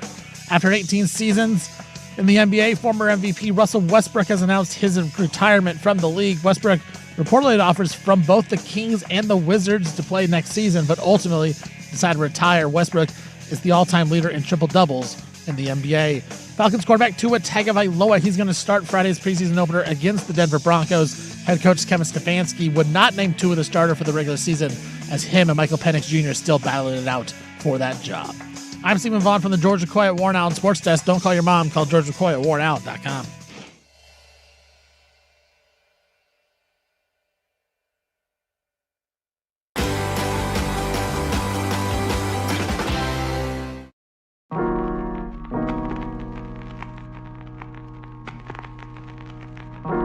Ass. Whoa. Hey, Hey, I want to thank Kenton Station bringing down some wings and some fries and some burgers. good people. Some food out there. Good people. He says we're like his coffee shop. In that there's two things he needs every day. He needs his coffee shop and he needs to turn us on the radio. One of my favorite things to hear from someone Bitch. is that when he said basically over the years, over 20 plus years, anytime he's having like a crappy day or, you know, the bar business is tough in and out. And so when James gets in the car and he's driving out there and he says, no matter what's going on, I turn you two idiots on and you guys make me laugh and put a smile on my face, that means the world to me. So I love to hear that. And they've been a long-time partner with us. So shout out to Kent Station out there. So, yeah. The Cowboy Bar, by the way. Oh, what now? It's Cowboy Bar. He said he's going to start hanging a bunch of Jayhawk stuff in hopes that I buy the bar. Is he really? Well, I told him I've always wanted to own a bar. Yeah. And he's like, I'll make you a hell of a deal. Well, don't we all wish we owned a bar and then you meet someone that owns Yes, a bar? and they talk you out of it. And you're immediately like, whoa. Yeah. Whoa is right. Yes. Probably will never own a bar, but Whoa. it's, I don't know, just would be fun. I think the idea. Maybe if I get rich. I think the idea of owning a bar, it sounds like a lot of fun, but Way then better than owning a bar. Way better than owning a bar. Yeah. Now I want to work at a bar. My retirement plan Hey. is to like live in a place where I don't have to wear probably a shirt and or shoes, and then I'm just going to tend a bar. Yeah, but I think you should tend bar to bar you own. That would be a better play. It's like being the bookie, not the... Yeah, but then I got better. But then I have all that, and I don't want that. I just want to retire and basically. It doesn't have to be just buy a little hut. Yeah, I'm all right. You don't have to have much overhead. I don't want to be in charge of anything. By the way, we are out at a restaurant and bar tomorrow. Yes. Did you know that? I did know that. Tomorrow's show, we're live on location at Mazatlan Mexican Restaurant. Abbreviated show. Just like old times. Wait, what? Yeah. Why? Well, pregame, man. We got fire and timbers. Oh, what time are we off? 6:30. What? You're scoffing at the 6:30, are you? I am scoffing at it. I don't like you scoffing. Well, I want to be out there till 7. Ooh, you can. You can hang out. I'll stay till 7. Yeah. I'll sign autographs until 7. Margarita style. And then I'm out of there. But, yeah, Northwest Portland, Mazatlan Restaurant, just like old times. Hey, you say what you will about the city. We're in the heart of it. We're out there. We're out there getting stuff done. Boy, you ain't kidding. Yes. Watch this. I believe in this city. And is it going great? I don't know. But I'm still out there mixing it up. The streetmen smashing my windows and burning down buildings isn't going to stop me from getting out there and getting my margaritas and getting my tacos. Although right. Odyssey may stop me from driving into Portland, though, evidently. It is, God, what the hell day is it? I don't know.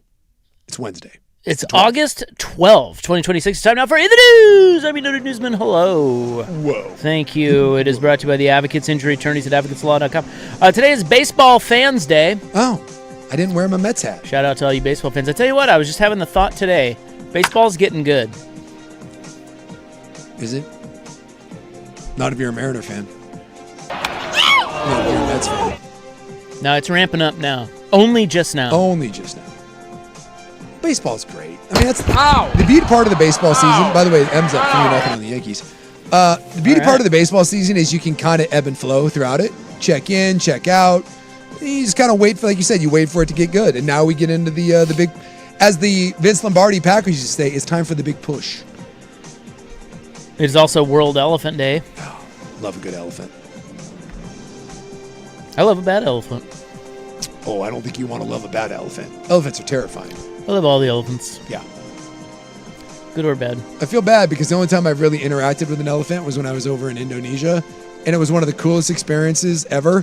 But then I found out that place that it was not a good place. Elephants are my favorite animal. They're great. Oh, is that right? Yeah. They sold me on the goods that they were like an animal rescue place, and Electricity is pretty awesome. Did you catch that one?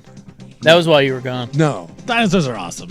Well, dinosaurs are awesome. But now we have elephants. Elephants are my favorite. Electricity is pretty awesome. We have a shelter in place here just a couple blocks from us, but we're on lockdown in here anyway, so. Yeah. Like, you can't come in here. No. If you want to come in here, you can't. Don't even try because, those glass doors, you can't get through those. Yeah, you can't get they're like bulletproof. We're like the president in here. We're hiding in drink carts. You don't know where we are. I love when places act like they're secure when there's just windows and glass doors everywhere. Hey, there's a guy going through the garbage can out front, and the security guy Was almost there? hit me with the door today. So I have to go check it. I got to check this out. He said. Well, as my car can Thank attest, you, sir. if glass is what's stopping you from getting into a place, it's not much of a deterrent. Not when a streetman is motivated. A streetman with an insane clown posse neck tattoo. They got a backpack. They got stuff in there. Yes. We are currently being asked to shelter in place. Well, actually, we're not. It's a few blocks from us. Okay. But people within an area bordering, Northwest Overton to Northrop. So that's just a block apart. Yeah. And then between 18th and 19th. Yeah, I told you the So that's just a little area right over here. the BTJ had a shelter in place the other day because she works right on the other side of the Keller, and someone got clipped over there. So it's getting wild out there. It's always been wild in the streets of West Lynn. Apparently, it's getting wild in the streets of downtown Portland. So they got the drones out. The canines are out. Oh, so It was a suspect with a knife, and he ran from police on foot. so he's hiding out. Yeah, I like to keep it spicy, man. Apparently, pretty scary. Or Cool. just Is it scary? a Tuesday Yeah. in Portland. Well, it's a knife. It's a high kick Wednesday. That's It is a why. high kick Wednesday. Does the knife scare you? No, It probably should, but it really, I could take him. If you told me that there was a streetman out there with a knife, I'm not sheltering. Did you see the two? Streetman with a gun, I'll think about it. Did you see the two bros in? I think it was Florida. They went at each other with one had a hatchet, and the other had a sword or a sickle. Like, if you're stalking me and your idea Yeah. is to scare me, you better have a gun or a knife. Who do you think won? I would think the sword for the reach, right? I mean, Yeah, you would think. although, can I say, if you are going to, let's go zombie apocalypse, like, and you want the most, like, kind of badass, wouldn't a sickle be, like, the coolest thing you could come up with? Like, if I saw... Welcome sight Nope. in the neighborhood. My- A developer. That's a misfire. No. Sorry. You don't want that? I like that. You did? Well, it's an unwelcome sight. You in the like neighbor- that? Well, I was trying to think of what's an unwelcome sight in the neighborhood, and I would think a streetman with a sickle. Ah, yeah. Good call. Like, I'm just saying, like, if I walked outside and I'm like, I'm not going to shelter in place, and I saw a streetman and he was carrying like a big sickle, like the Grim Reaper, like you're going to harvest some buckwheat and possibly cut me in half, I don't think that you could have something that would intimidate me more than the sickle. Because if you could use it properly, that thing, Yeah. you're scared. No offense, but if I saw a sword, I'd be like, dude, that thing's not even real. What are you going to do with that? Yeah, I knife. wouldn't expect it to be very sharp. Yeah, Like, like dull. Yeah. Yeah. A dull sword. Because he's using it for a lot of things. Yeah. but you come out there with a sickle. First off, where did you get the sickle? Right. Like that's it. That's an intentional sort of thing, and that I'm going to get a little nervous with that one. Are we ready for the news? Well, Oh, I guess that was I mean, that is news. breaking news. Is it not? Well, we have where did that go? We have a reply from the Blazers. We told you earlier today. I got it for you if you want. Yeah, you want to read that? So we told you earlier today that the Trailblazers. Oh, here it is.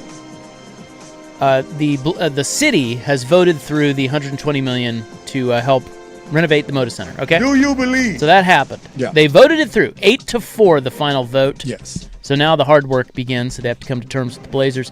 Here is what the Zers on the Fan. Would you like me to read it, or you? Yeah, you got it up there. I got it. It keeps going away over here. Okay. I don't know why. This is from the Blazers president. Yeah. It says, I want to thank Mayor Wilson, Council President Dunphy, and the City Council for their efforts to this point.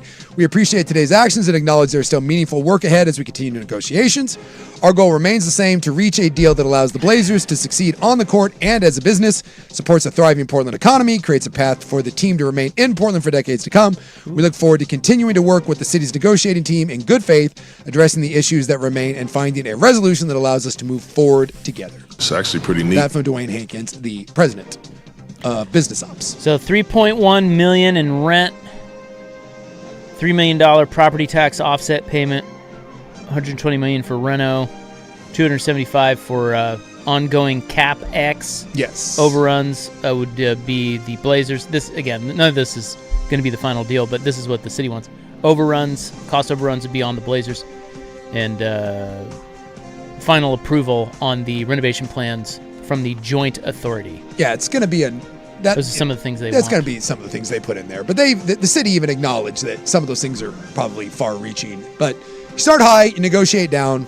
The Blazers aren't going to give them $6 million a year. It's like when I negotiate with Odyssey. Yes. How about driving privileges? Did you negotiate those too? I didn't know I had to. I got to work on that.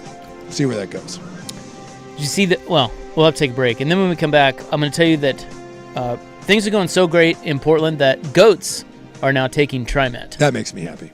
on the MAX train. So, yeah, that's coming up next. But we got to talk about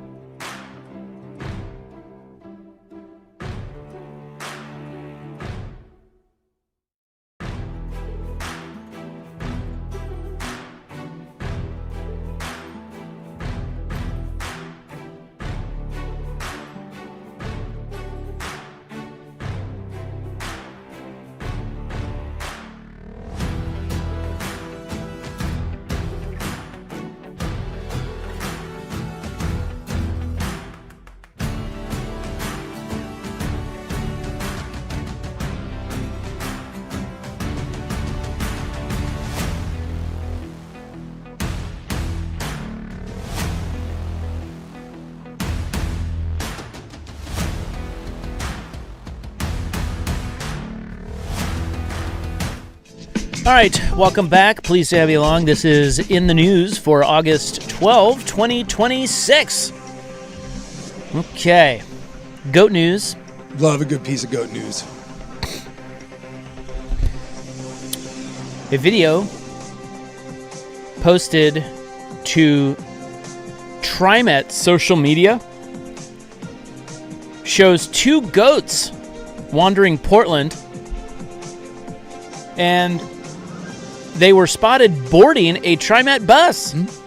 Look, of all the things that I could see on a TriMet bus, I find a goat to be like 19th down the list of objectionable things. Yeah, I'd put him top 12. Top 12? Yeah. Oh, no. Yeah. Nah, it's... So which is more disgusting on the max? Goat feces or dirty needles? Dirty needles. There you go. I mean, I hate to... I'm not even going to say it. Not even going to say it. You're on probation. Be careful. I'm on probation. And this involves some sort of transportation. God forbid I run afoul. You know TriMet's listening. I know. I'm just saying, I don't know when the last time I rode a TriMet bus was, but... Or Have you ever ridden a TriMet bus? Well, I've ridden the Max a bunch, but a bus? Yeah. I don't think I've ever Because this been is a bus, right? This was a bus. No. No bus for me. No. I've ridden the airport bus when you fly in internationally. You got to take a shuttle bus. No, I don't think I've ever been on the TriMet bus. But if I were to get on the TriMet bus, if I saw a goat, in no way would that, I'd be like, oh, there's a goat. It wouldn't make me get off of the bus. I really wouldn't think twice. It wouldn't change my behavior. I can't say the same thing about things that actually do get on the TriMet bus on a regular basis. That's all I'm saying.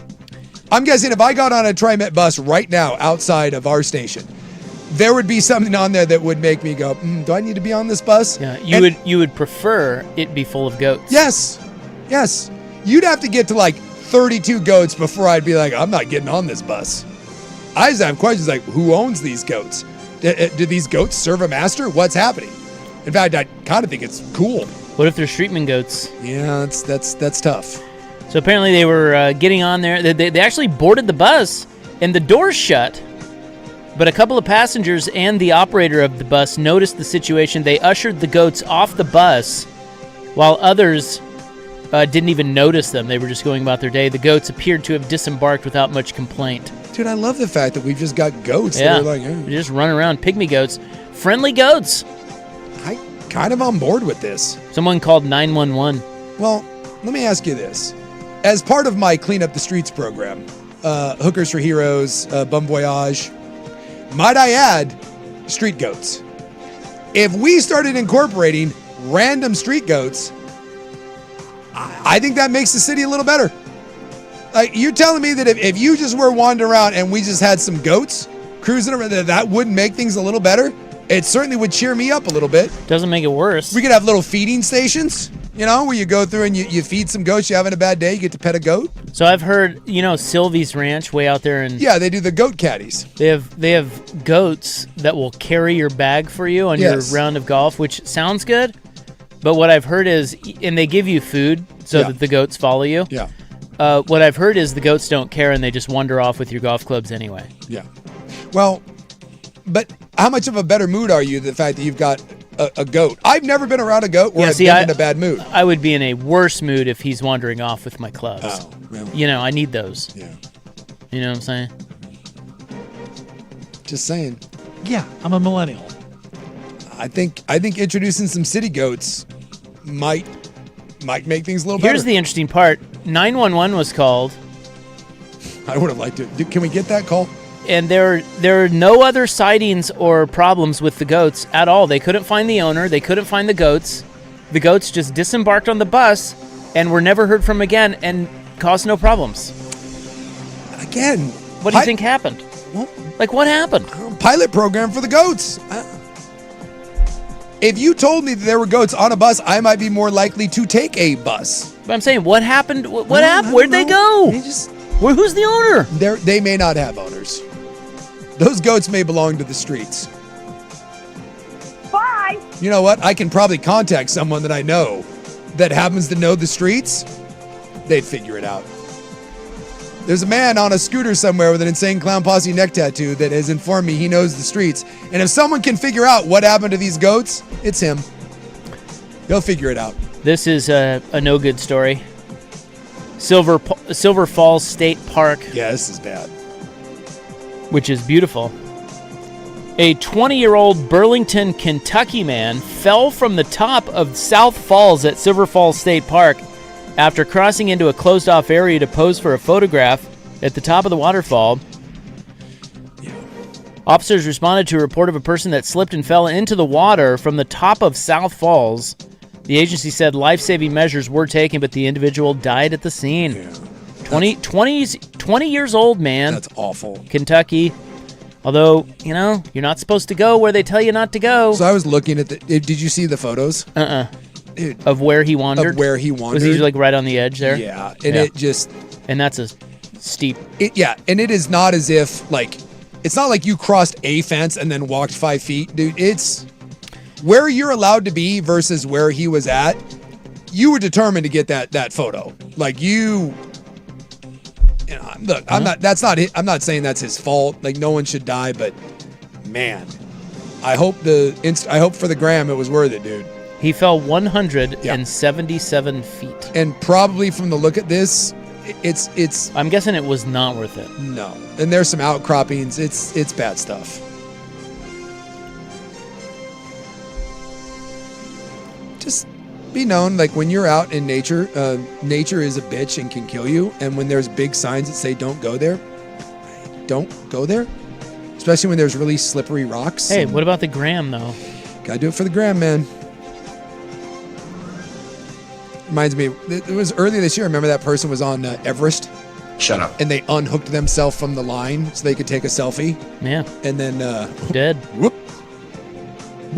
Maybe don't. Maybe just have someone else. don't. Maybe have someone else take that photo for you. You know Watch you can. this, Berm. You know you can just like Photoshop yourself onto the top of that like waterfall. Nah, it's a lot of work. What else do I have for you here? Hey, are you prepared for I-5 closures? No, this is not gonna go well. No, it isn't. I don't think we're... the word is out. People know about it. Yeah, But I don't think we're this is gonna be real bad. prepared for it. Yeah, this is gonna be a kick right in my giblets. And I don't even have to come in during Your giblets. peak hours. How about the city's giblets? Yeah, Of course, you can't drive anyway. So. No, that's true. Not with my probation. I'll be working from home.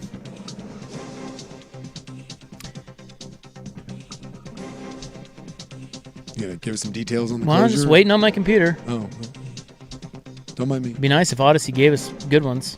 Well, they're busy putting me on probation, so all hands are on deck right now. I teed you up for that. Got important things that have to happen. That is the dumbest thing I have ever seen in my life. bingo. There's a month to go before an extended shutdown of southbound I-5 through Portland's Rose Quarter. And transportation agencies are warning travelers to plan ahead for major delays and ripple effects across local streets and transit routes. It's going to be nightmare fuel. They say about 120,000 vehicles per day travel through I-5 in this section alone, and that includes almost 12,000 trucks. So southbound I-5 will close starting Friday, September 11th for up to 5 weeks as part of the I-5 Rose Quarter Improvement Project. They will be in place 24 hours a day, so will not open. Nope. 7 days a week, and it will go from Interstate 405 to Interstate 84. So you're just Yuck. This is all kinds of bad. So you can't go on the side roads because everyone's going to be diverted off that. 205 and 84 are just going to be jam-packed. I mean, I don't know what this does to commutes. Like I told the BTJ, you got to tell your office you're working from home. You're going to be in the car for 4 hours just commuting. So ODOT said, we evaluated several options on how to do this vital portion of the project, and the full closure is the quickest and most efficient way to do this. Crews will work 24/7, and they will reopen the interstate as soon as the work is complete. Basically, what they're doing is replacing bridge joints, repaving, reinforcing weak areas, and repainting lane lines. Did they say how long they were expecting? Well, like I said, it said up to 5 weeks. Up to 5 weeks, Yeah. so hopefully sooner. I mean, I bet I would count on the 5 weeks. It'll probably be 10 weeks. You know, I bet if we put some goats in there, you know, it might shake things up a little bit. Construction goats. I think that's all I'm going to give you today. That's all we get time for. Yeah, I could probably squeeze one more in, but I don't want to. I understand. How about that? And you don't have to. I don't. You're You've right. given us enough. That's right. That is in the news, Aug 12, 2026. As always, brought to you by the Advocates, injury attorneys at advocateslaw.com. Headlines are next, and there are a lot of them when we return.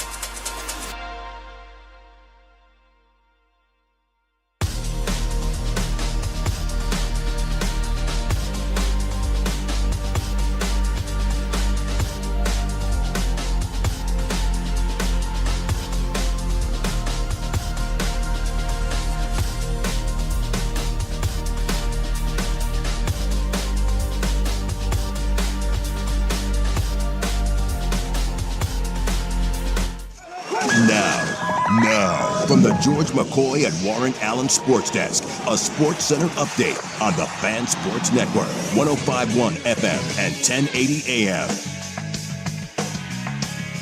First on the Fan, Portland City Council has passed the Moda Center funding today by a vote of 8-4, in which they will now pledge up to $120 million to help the renovation. Los Angeles Lakers are being sold again, this time to Josh Kushner and Bob Iger for $12.5 billion, is a record price, breaking the previous record, which was the sale of the Lakers back in October of 2025 of $10 billion to Mark Walters. After 18 seasons in the NBA, former MVP Russell Westbrook has announced his retirement. Westbrook reportedly had offers from both the Kings and the Wizards this offseason, but ultimately decided to retire.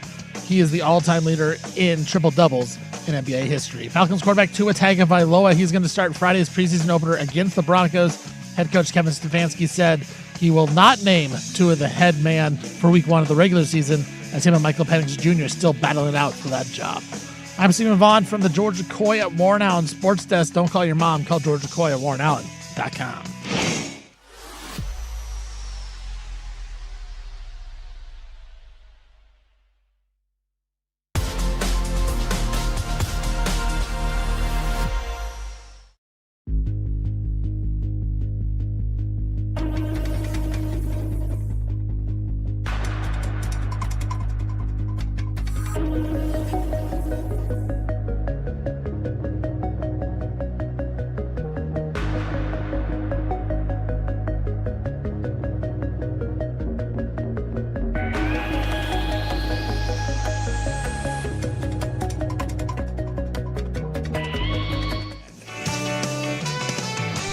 All right, welcome back. Hope you're having a nice little Wednesday. It is High Kick Wednesday here on the program. Damn right. Hope you're high kicking out there. Don't pull a hammy, though. Warm up. We are your sportsmen. My name is Isaac. Hello. Big Sook, right over there. Unless you're Dan Laney. Dan Laney doesn't stretch.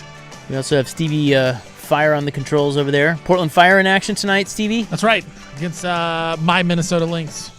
Hell yeah. Minnesota. Now that team's good. Their squad. I think they're the best team in the NBA, are they not? Or WNBA? Yeah, record-wise, they are. And then they've got the rookie. Olivia Miles. Olivia She's got Miles. the fro and the glasses. Goggles. She's a badass. She is. She plays a lot like the men's game. The way she modeled her game after, it's very NBA-like. The 27-7 Yes. Minnesota Lynx. Who is her male comp? I have no idea. That's tough. I'm talking to Stevie Fire over here. We ask you the tough questions. Yeah. He's got nothing. I got nothing. All right, I'm heading. She's one of the best players in the. But hey, remember, she's good. she didn't go number 1 overall because of, Right. reasons. Yes. Who went number 1? AZ Fudd. That was the fudder. Oh, yeah. She's doing pretty good, though, too, isn't Yeah, she? she's solid. Yeah. She's just not as good as Miles, and she dates the other girl on the team. She was the best player. Yes. Her NBA comp is Kyrie Irving. Really? Yes. That's what Yeah, they're saying? I think that's a good one, actually. Does she believe that the earth is flat? Potentially. That's a good question. That's a possibility. And she went to TCU, right? Yeah. So Played maybe- under the great Mark Campbell. You know, And he is the great. You know the TCU women's basketball coach? Yeah. He coached me at Clackamas Community College. He was my assistant coach. Yeah, the great Mark Campbell. The great Mark Campbell. Come on, man. Yeah, and then he went to Oregon, recruited Sabrina to Oregon. Actually went to Oregon State first. Then Oregon gave him more money, went to Oregon, got Sabrina to go there, and then he went to Sac State and then TCU. How do I even host a show when I don't know who the great Mark Campbell I is? don't really Come on. know. Dude, I'm embarrassed. Watch this. I'm embarrassed. Because that's why. Exactly. Burp. You guys watch Hard Knocks last night at all? I've caught bits and pieces of it, but I've tried now for the second episode to get into it, and I can't. I said this when the Seahawks were announced. The Seahawks are too buttoned up of a franchise. Like, they're too good. I can't get into Too it. good. Why? What I want some drama. I want a lot of drama. Well, when there I was go in. drama out there last night. But they picked out the best part and put it right in the first 20 seconds of the show, and then nothing else. I mean, it was the part where Derek Hall was getting too close to Sam Darnold. And he's not happy about it. Yeah, Mike McDonald. I tell you what, Mike McDonald put him in his place. Well, that's anybody. You do not sniff your quarterback. Yeah, he was pissed. Yeah. That's if you want to get your ass chewed out, get near the quarterback, or if you're an O lineman, fall down. If you fall down around the quarterback, you ain't gonna be around very long. I just find the Seahawks boring. Well, every time that I've tried to watch too it, good. or people's like the clips, and it's like Mike McDonald's leadership, I find him boring. Right. I find the stuff very cliche. I just, there's nothing that so far, I've watched probably 20 minutes of each one. There's been nothing so far that's really grabbed me other than, I don't know, it's Seahawks. They're really good. Well, I watch them all. I don't know why. You're not missing anything. No. But I don't know. I watch it. I like it. Okay. I mean, it was so the second episode. This is how Hard Knocks is for content. Yeah. They had a 60-second clip, and they were playing the song "You Spin Me Right Round," right baby, round, right around, baby, right round like a record. Yeah. Did you see this part? No. They played that song, and they had a 60-second clip, slow-mo, of Sam Darnold's ball in the air. Oh, it's the spin rate thing they were Yes. talking about. Yeah. 60 seconds. This is like when you watch, like, at the end of Yellowstone. Like just wasting time. At the end of Yellowstone, that show that was really popular and then got really bad, there'd be like 10 minutes every episode of just slow motion, like horse riding and then country music because you didn't have anything else to do. So you're just, they're like, hey, we got to fill some time. Cool. Show the ball spinning slow mo. That's kind of my point. Is like they just don't have any other like No, there's nothing great. I will say this: this year they're doing a better job of highlighting the better players. Yeah, usually as opposed to like practice squad guy. like the guy that's trying to make the team or whatever. But I saw the clip of like Mitch Johnson. Like, okay, like Mitch Johnson came in and they were learning about the culture build. I'm like, that conversation was shockingly lame too. Yeah. I saw that clip and it just didn't. McDonald was asking us like, so when did you discover Wimby? Yeah. Exciting stuff. He's like when he was like 16. Yeah. You're like, oh, everybody okay. knew about him. Yeah. It's not like the Spurs were the only one. Hey, we found this kid that And then Mitch It Johnson's was a like, shock at number one they picked Wemby. yeah, No one else knew about him. Mitch Johnson's like, yeah, he's never done anything that isn't team first. Yeah. McDonald goes, really? And then they cut to another. It's like, wow. And Sam Darnold, there's just nothing so far that has The roped only me interesting in. guy is Derek Hall because he's a douche. Yeah. But and they show him in his big jacked up truck going through the coffee drive through. I did see that when he got to training camp. He had the big. Tell you small what, my penis kids truck. loved the big truck. Yeah. They're like, that's so sick. Yeah. Oh, the kids And I was like, yeah, out there cool. doing bits. Yet another reason, kids proving they're idiots. They like the bits. There was a good bit though on there. They had I don't know if he's the wide receivers coach. I think he was. He was talking about how JSN is the only number one wide receiver who isn't a sensitive little bee.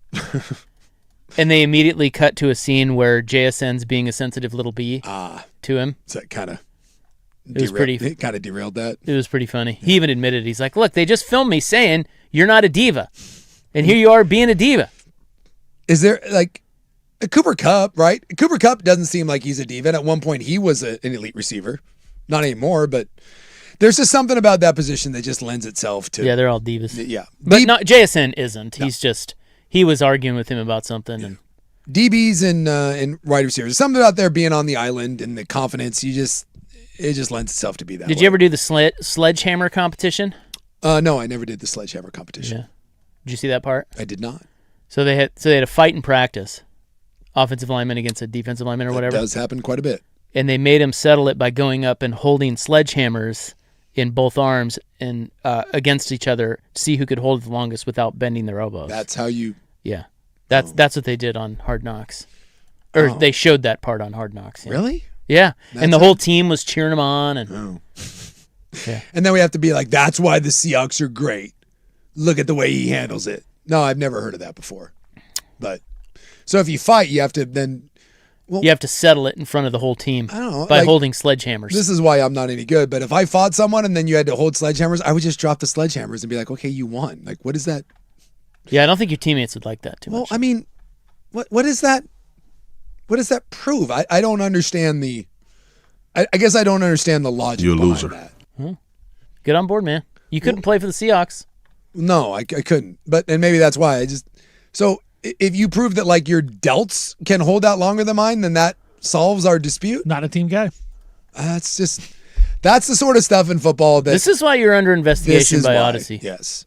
I always struggled with this. I really did. Like the weird team mantras and like I had a hard time buying into that. We're going to bond by holding sledgehammers back to back. And then afterwards, like you have to hug and like everything's great. And they did, yeah. They bro hugged and Oh. Can't I just skip the sledgehammer and bro hug you and be like, I don't know, it's football, man. We fought and now I'm cool with you. Like, no problem. I did point out that the Seahawks are sniffing around Terry and Arnold. Yes. I don't know if that's a good idea or a bad idea, but I know the Saints are too. But, Yeah. I mean, he's a hell of a player, but Jesus, man. Didn't he He's facing some the charges are bad. He's facing some serious charges. And he's going to get suspended by the NFL. So, I mean, if you do sign him, this is somewhere down the road and see what happens. One, hopefully he doesn't end up in prison. And two, like we'll see what the NFL does to him. But yeah, you're not seeing Terry on Arnold anytime soon for anybody. Do you touch him if you're the Seahawks? I don't think you need that. I mean, he's good. I just don't think, Yeah. like you said, there's a suspension coming. Who knows? Maybe he goes to jail. Yeah. I mean, it costs you nothing. It's I going know. to, so But why? What are you doing? most NFL teams, again, we've talked about it. It's a sliding scale of how much of a pain in the ass you are versus how good you are. And everyone's going to do their due diligence. And if they find out that he is less of a pain in the ass than, the upside, we need DBs in this league. If there is one position in football that you would say you need a plethora of guys, it's probably in your defensive backfield. Edge rushers, especially in Seattle, right? Everyone wants edge rushers and just front four guys, and you need a bunch of DBs. In fact, Seattle is starting the trend, and so many people are doing it. Like they just play dime now. There's so many teams now that not only just play nickel, they play dime. That was the Kyle Shanahan, remember at the Super Bowl. He flat out just said, if you can't run Seattle out of their dime, you're hooped. And guys like Terry and Arnold are guys that can play coverage and can play the run. So that is one of the most valuable positions right now in the NFL with a team that values that more than anyone else in the NFL. That's why Seattle's taking a look at him. They're hard to find those guys. And with a coach that has put lesser talent in better spots and had them be successful. We saw last year, there's really no, Witherspoon's kind of a star. Are there a bunch of stars on that defense? Not really. So he can fit guys into spots, and, Arnold is very talented, like you said, Suk. So, Seattle winning the Super Bowl and being so buttoned up, they can kind of afford to maybe take a risk on a guy if they really wanted to and not have it be as big a backlash as some other franchise. The beauty part of having a good culture in your team is that you can take on a problem case or two. And if you don't think that every NFL team has them, I don't know what to tell you. Those guys are not choir boys. You just try to build a culture where you can absorb some of the... well, Derek Hall seems crazy. Yes. If you're going to say that receivers are the divas of the league, and no one's going to question that, the most badass crazy guys you will ever meet are edge rushers. They just are. Wasn't that Deion Sanders that said that about broken homes? And I know he got some flack for it, but I believe he said something to the effect of, I want my offensive linemen to be two-parent home, good-natured, human beings, and I want my edge rushers to be, homeless that were raised in awful environments. And there's an element to that.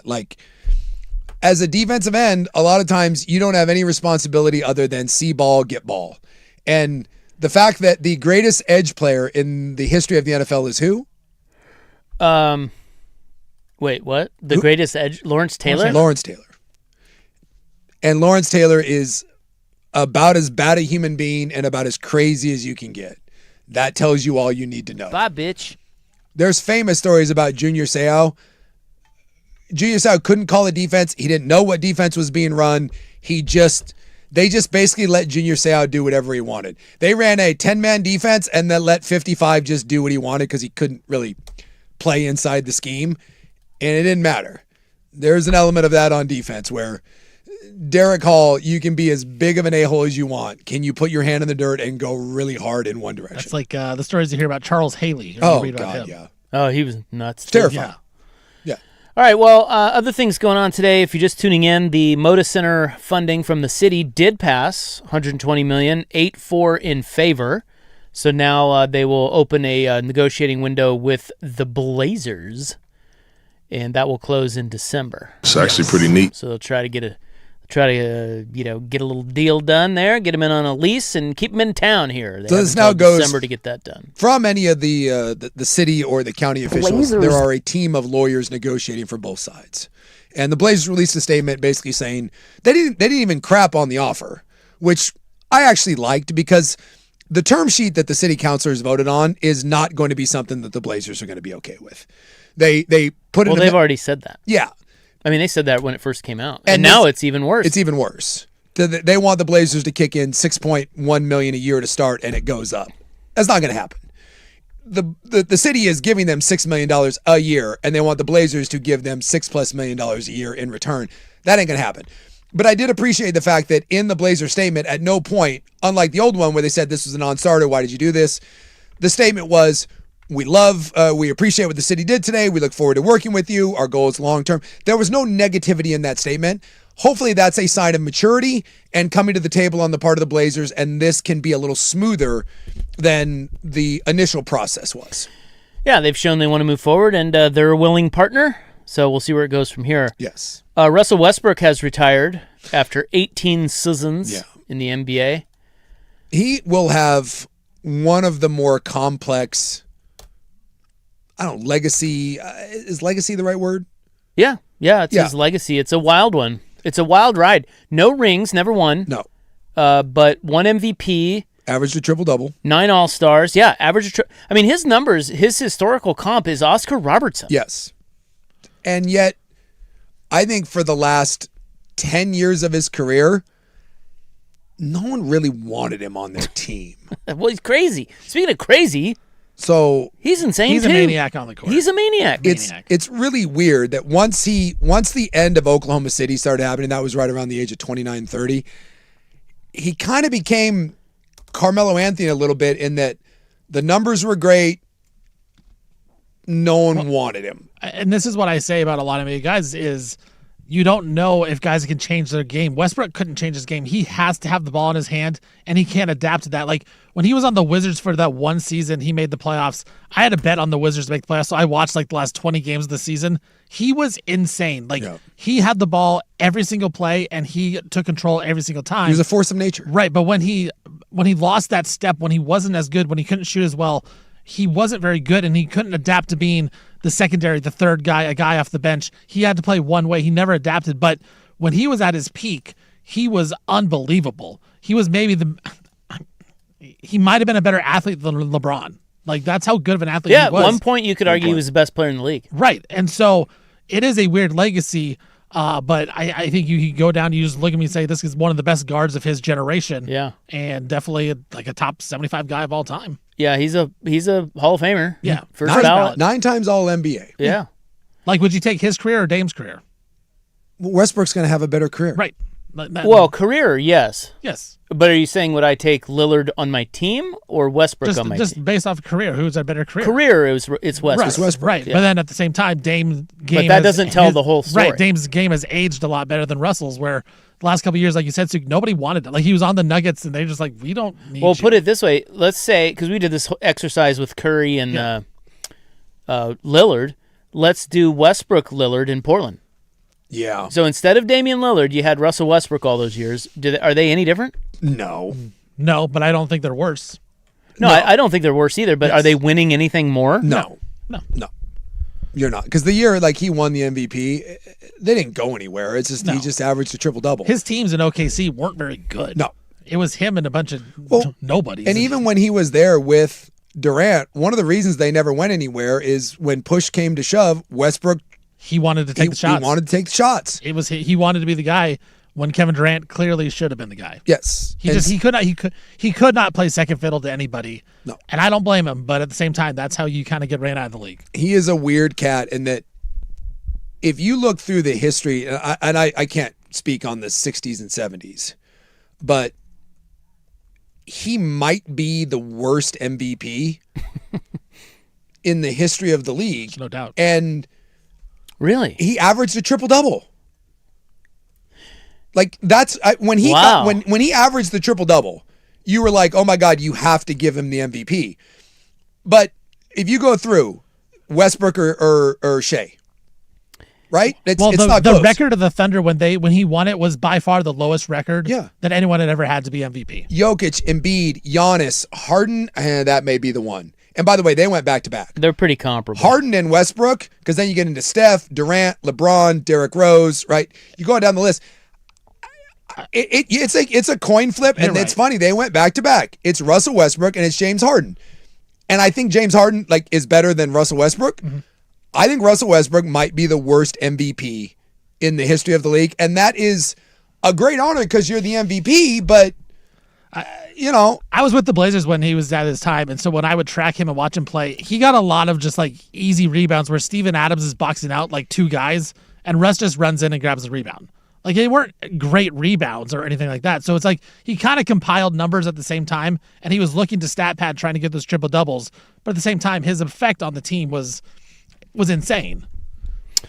30% from three. yeah, He just couldn't shoot. His career. and he would insist. How many times were you watching those Oklahoma City teams, and you're like, you could set your watch to it. You're like, down by one, tie game, 2.5 minutes left. You're like, here comes a dumb shot. And teams would throw 9 guys at Durant and be like, just give it to Westbrook. He'll figure out a way to screw it up. And you had no faith in that guy down the stretch. The Dame Russ feud that they kind of had on the court was a fun one too. Yes. As a Blazer fan, Yes. watching those two go at each other was always fun because Dame usually got the best of him. And I promise also, you, which was always good. And I'll bet you, Lillard looks at that and there's a chip on the shoulder that he's got more All NBA Right. teams. He's got an MVP. Deep down, it bothers Lillard that when you put their careers up against each other, Westbrook's is going to be. We're gonna rank Russ higher. Dame's I'm a better guy. Because how many all defensive teams did Westbrook make? I'm guessing he made. I think he made a couple I'm guessing he made a couple, right? because he was a decent defender back in the day. He was a 2-time scoring champ. Yeah, I'm just trying to see if he ever made any of the defensive teams. Here's a good no, question. zero defensive. Zero defensive. Okay. You So I wanna- thought he would have made one or two. He was He was defensive player of the year in college, but Okay. not in the NBA. No first or seconds. So, would you rather have Russell Westbrook in their prime for your team, Russell Westbrook or Klay Thompson? Klay Thompson. Well, okay. I'm gonna put a pause in that. It's hard. It's a tough one. If I'm a average team, and my goal is to try to be the 6th seed and maybe win a series, I want Westbrook. You're gonna turn him loose. If my goal is to win and win a title and build a team, I'm taking Klay Thompson all day, every day. because then you're trying to get your star of that team. Because Clay is maybe the best role player of this generation. Yes, Jimmy Butler or Russell Westbrook? Jimmy Butler. Jimmy Butler. Peak Jimmy's better. Yeah. Damian Lillard or Russell Westbrook? Again, this is gonna. I'm biased. It's hard. It's so hard because Russ had the ball every single time. Every in single his time. hand. I'm biased, but I'm still gonna take Lillard. Even though Westbrook had the more decorated career, I'm gonna take Lillard. I think Dame's better. I think, and I know he was a bad defender. I don't know that I get it. That's close, and it's unfair. But watching Lillard on a night-to-night basis for a decade, I'm taking Lillard. It's hard because Russ's numbers are so good, but no, just watching him and seeing him play the effect, I think Dame's And better. especially down the stretch, there's something about Russ that you never trusted at the end of the games. I don't He hit know. some game-winning shots, Yeah. but it's just you never trusted that guy. at the end of a game, I don't want to be with a pucker factor that the ball is in the hands of the best player that I have. It would have been maddening. Yes, So frustrated. and I Just don't pass to Durant. What are you doing? I don't want that. Well, okay, what about Russell Westbrook or James Harden? That's the ultimate one. Harden. I think Harden. I mean, Harden. He deserves all the hate because of the playoff stuff. Yeah. But regular season wise, he is one of the best offensive players I have ever seen. Yeah. I actually don't think that one's close. James Harden was really good. Russell Westbrook or Allen Iverson? Iverson, not even close. I would probably take Russ over Iverson. No, peak AI. I'll take Iverson. But That's a good one too. That is a good one, I think. Russ was for his size, dude. That guy was a machine. That's his that's athletic. really I don't the know that difference. I've seen anyone more athletic than Russell Westbrook. Even him and LeBron were 1A, 1B. Yep. And to do it at his size, it's impressive. Well, Russell Westbrook is retiring. Yeah. Thankfully. One other note: 6 NFL preseason games tomorrow. Tua Tagovailoa. Tua not going to be here. He's going to start for Atlanta. Tua Tagovailoa. So good. They're playing Denver. Tagovailoa. And then they're saying Fernando Mendoza is going to play a ton against Arizona. Yeah. For the Raiders.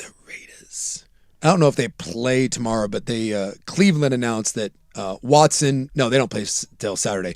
Watson will start game 1. Shedeur Sanders will start game 2 for Cleveland. So we're starting to get some announcements on kind of quarterback rotations. Is Kawhi Leonard's career over? Next.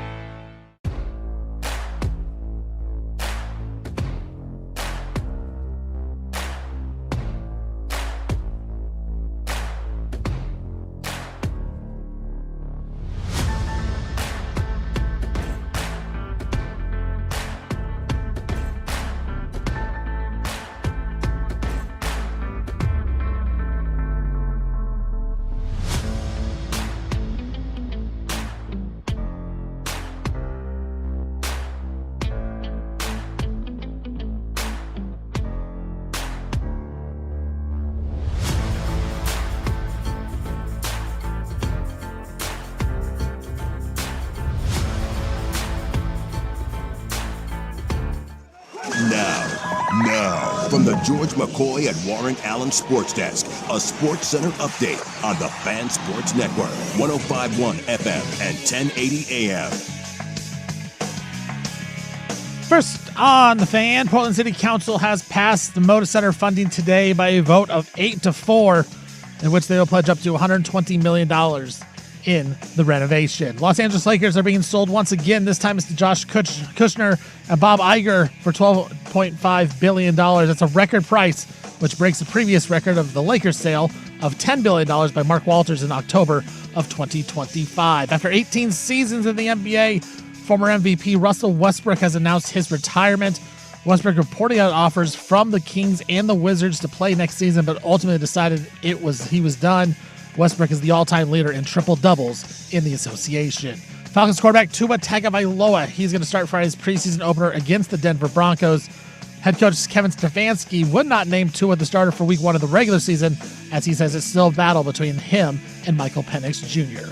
I'm Stephen Vaughn from the George McCoy at Warren Allen Sports Desk. Don't call your mom. Call George McCoy at warrenallen.com.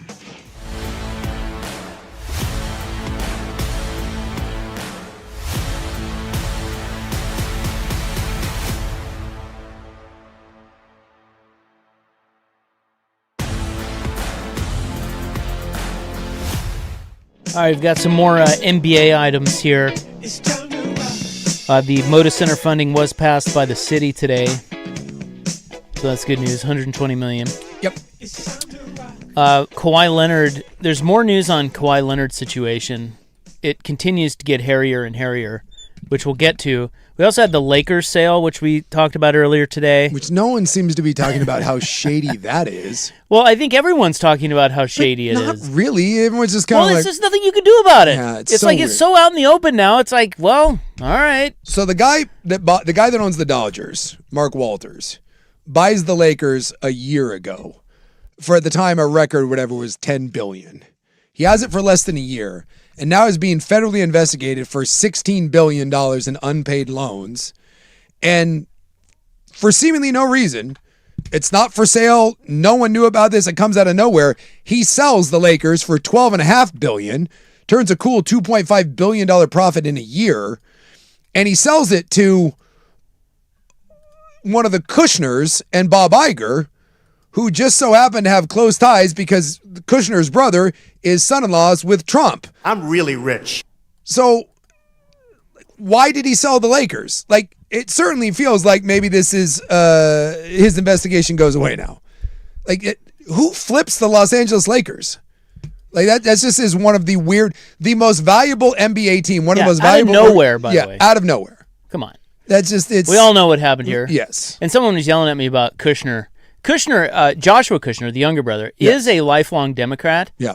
And he is not tied to Trump the way Jared is. Yes. At the same time, Daddy Kushner was the one who had his felonies pardoned by Trump. Yes. He was a Democrat, and now suddenly he's the ambassador to France or whatever. So, I mean, look, if you don't think the Kushners aren't riding these coattails and profiting, you're crazy. Well, it's just such a weird... I guess in theory you could sell me on the idea of someone... It's so obvious. Someone made $2.5 billion in a year, but if you're buying the Lakers... You're not trying to flip them a year later for $2.5 billion. Hold on to it for another 5 years and you sell them for 20. 100%. And the fact that you were under federal investigation, it certainly seems like that is a scratch my back and this goes away. So and by the way, you get $2.5 billion. They were going to try to buy the Vegas team. Yes. And then they pivoted to the Lakers, and overnight they get that deal done. Like that is one of the weirdest, most shocking sales of all time. Yes. And it's not even close. No. Everyone's just like, what the hell is that? In other news, I don't know if you read this bit about Matt Ishbia. Yeah. So he's the owner of the Suns. I saw this on one of like the CNBC clips I saw Yeah, today. so he's the Michigan State guy. Bought the Suns, comes in all teed up, and really failed. I mean, they tried the Kevin Durant thing, and nothing he has done has worked. No. But he borrowed against the company that made him a billionaire in order to buy the Suns. Well, that company's stock has cratered. So the dividends have disappeared. Yeah. Like he has So, and his lenders are coming calling. So now he's looking around going, I mean, he's the new Tom Dundon. He doesn't have any money. This stuff is wild. Certainly is strange. So I don't know what he does now. They said that he bet basically $27 billion Yes. on the idea that mortgage rates were going to go down and that was going to bail him out. I don't know if you've seen, but mortgage rates have not gone down. And so he's in a bit of a pickle. So I don't know how he operates the Suns. Like this is the thing about high finance that I just have no idea. Like it's just amazing to me that Mark Walters owes $16 billion and Allegedly. Yeah, like and they're just like, okay, we'll drop your I mean, they haven't said that, but Yeah. you know what I mean. Sure. Like I can just rack up $16 billion in debt and then not pay it? $16 billion? And then Ishbia, he's got this big company. He borrows against it, buys the dream team, the Suns, and now he doesn't have any money to run it. Yep. It said that his company there that he And bet yet against, he'll probably just continue to live a billionaire lifestyle, and we won't hear a thing about it. said it suspended their dividend and signed an emergency rescue with the distress situations desk at Oak Tree Lending. Yeah. So, And Oak Tree, yeah, they're going to want their money. yes. So, you know. Bro. Hey, maybe we should be happy to have Tom Dundon. No. Bill Oram has already wrote What's the Oram column today? He already wrote the column. What is Who do it? you think I am? Saying that the Lakers deal set a new precedent for quick flips, and he said to Dundon, love it or list it. So now everyone is writing because you can't really go down the road anymore of he's wanted to leave Portland the entire time because that's kind of blown up. So now I've seen 3 separate writers all doing was he in it to quick flip it the entire time? And this is the new one, is that he should just sell and get out of there. Hey, can I ask a question? So- this may be a dumb question. You can ask though, yeah. That's fine. But if he was, thank you. If he was in it to quick flip it, Yeah. wouldn't he have been kind of working, like getting this process going with? Stop it. No, don't bring You know? that logic in here. No. I mean, Because now that they're going wanting to get a deal done. Now that and- you're going to get the dumbest person in the world. now that you're going to get a stadium deal done, now it's more valuable. Yeah. And I don't know if you know this about Portland, where only 2 groups bid to buy them above $4 billion.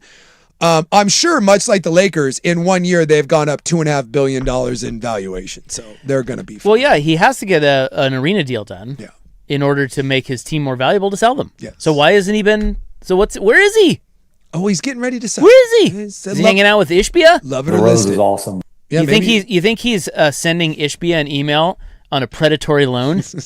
Hey, well, there you go. Hey, I'll give you a loan, Ishbia, but it's going to be at 75%. So Ishbia gives him some sort of shady mortgage, and then yeah. Tom gives him a bunch of weird subprime auto loans. So the Suns are basically going to buy players for the Blazers. I like where this is going. Okay.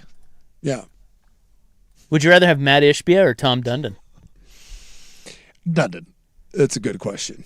Dundon won a title with Carolina Hurricanes. Yeah, I think we're underselling Dundon. Oh, sorry, different sport. My bad. It's a different sport. You can't even think about You translating can't even it. think My about bad. it. That's Now, on me. Ishbia would have come in and made Portland like eat out of his hand. Yes. Right. He's got that PR. Yeah. He would have won the day. Yeah, for everybody sure. would love him, but he's now kind of like he's not broke, but he does not have the money that he used to. No, he does not. Well, now the Suns also just traded for a bunch of guys like Miles Bridges, locked up Dylan Brooks. Like they're locked into the 8th seed Yeah. for 5 seasons. This is a good. Someone texted and said, "There's a saying: if I owe you $1 million, I have a problem. If I owe you $1 billion, you have a problem." That's how the finance economy works in the private equity business plan. That's actually very well put. Yeah, that makes sense. Yeah, I owe you $1 million, man. I owe you $1 billion. It's like our national debt. Who do we owe that to? What is that like? How many trillions of dollars? Dude, Sucks to suck. it just goes to show you, we're all just pawns in the game. 100%. God, it makes This no is difference. why I drink Yeah, right well, here. That and other reasons, but No, this is Right it. here. you just lose a couple billion. You're like, I'm fine. It's good. Yeah, like they don't Well, even yeah. sweat. They don't even sweat Yeah, it. there's no sweat on anything. Once you become a billionaire, like you don't unbecome a billionaire. You could just not pay loans to the tune of billions. No one cares. You just borrow against your equity, and then you don't have equity, and you're like, oh well. They'll be like, "Hey, we're going to investigate you. Okay, but we'll drop it. Just sell us the Lakers. Okay. Yeah. You can keep the Quick, two let and me a buy a half. team real quick, and then I'll sell it to you. You can keep the $2.5 billion. All right. It's Oh, good. I still have the Dodgers too. It's good to be very, very, very. I guess very, I could very- sell them. Yeah. Well, my thing is, if the Lakers sell, and by the way, it was 78% of the Lakers sold for $12.5 billion. Cowboys sell for 20, 25. At least 20. I think it's north of 20 now. Yeah, because they got that whole facility they built. Yeah, the Star. It's like a city. Yeah, there's a mall. Yeah, it's a. And Jerry was talking about selling, wasn't he? Or was he talking about minority stake? Hale said, well, the new one is these teams are worth so much money now, and a lot of the owners have the money tied up into it, so they're just selling portions off. Yeah. So they were talking about cubes. Well, think about, like, if you're Jerry Cuban. and you're like 1,000 years old and you need to pay for some more Johnny Walker Blue and some hookers, and your team, you can get a $20 billion valuation of your team. Why not sell 15% of the Cowboys and just be like, I'll take a couple bill in cash, and then you're just running around yahooing it out there in Texas feeling great. Hey, what if somebody came to you? Let's say the Allens never owned the Blazers. Yeah. And somebody came to you right now and said, hey, Jody Allen won a championship up in Seattle. Yeah. Maybe she should buy the Blazers. We'd probably be like, yeah, All of a sudden, yeah, let's go. that's great. Jody. We probably would. Hey, the Seahawks love her. Like the Seahawks fans, Well, yeah, she won a title. They love Jody. Well, they won a title They won a title. with her as owner. Yeah. They did it. The fans did. The 12s. It is weird to think about the way that the two You know? cities view that ownership group. So I still contend Dundon's going to be fine. He's going to be a fine owner for Portland. I'm I'm sticking to my guns on that. I hope so, because the amount of weird hate, He'll be fine. I have never seen this I've lived around everywhere from Woodburn to Gresham to Portland to Vancouver to the center for over 35 years. And I have never seen Mexico. I've never lived in. You ever live in Mexico? I've never lived in Mexico. I've never lived in Lake Oswego. I would like to point out Woodburn, Gresham, Portland. Lake Oswego doesn't want me. I've never seen the fan base hate one individual quite like. Yeah, but it's not the whole fan base, though. That's a lot I of just them. don't buy that. The bar I drink at, Jerry's, there's a chalkboard in the bathroom. You go in there and, so instead of like carving stuff into the wall, there's the chalking right in there. The last time I went in there on Friday, huge letters took up the entire wall. I'd say each one of the letters is probably 1.5 feet, maybe 24 inches each. F. Tom Dundon. Giant letters. And then like, I bet you did that. they turned the chalk sideways so that they're thick too. And I was like, what a weird, like you're just drinking at a bar and you're like, you know what? I'm just going to, a giant F. Tom Dundon. And that's just. Doesn't that show you the power of the pen?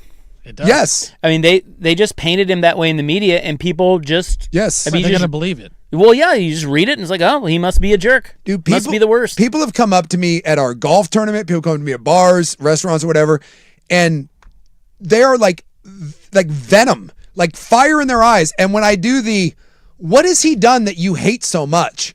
They don't really have an answer other than It's groupthink. it's just anger. T-shirts were kind of silly. Yeah, like they'll bring up the T-shirt thing, and I'm like, that's not a thing. He gave you, like, it's not a money thing.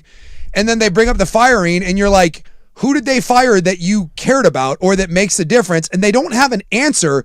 They're just angry. Mad. They're just mad, and they focused it on him, and it's bizarre. And so, yes, they need to win. They really do. And unfortunately, I'm not certain that they win this year, but I mean, if they win, it all goes away. It's the same thing in Carolina. But the anger and the fervor at which people hate that man, who just isn't even here ever, and I'm not certain that he cares or hears it, it's palpable. He cares.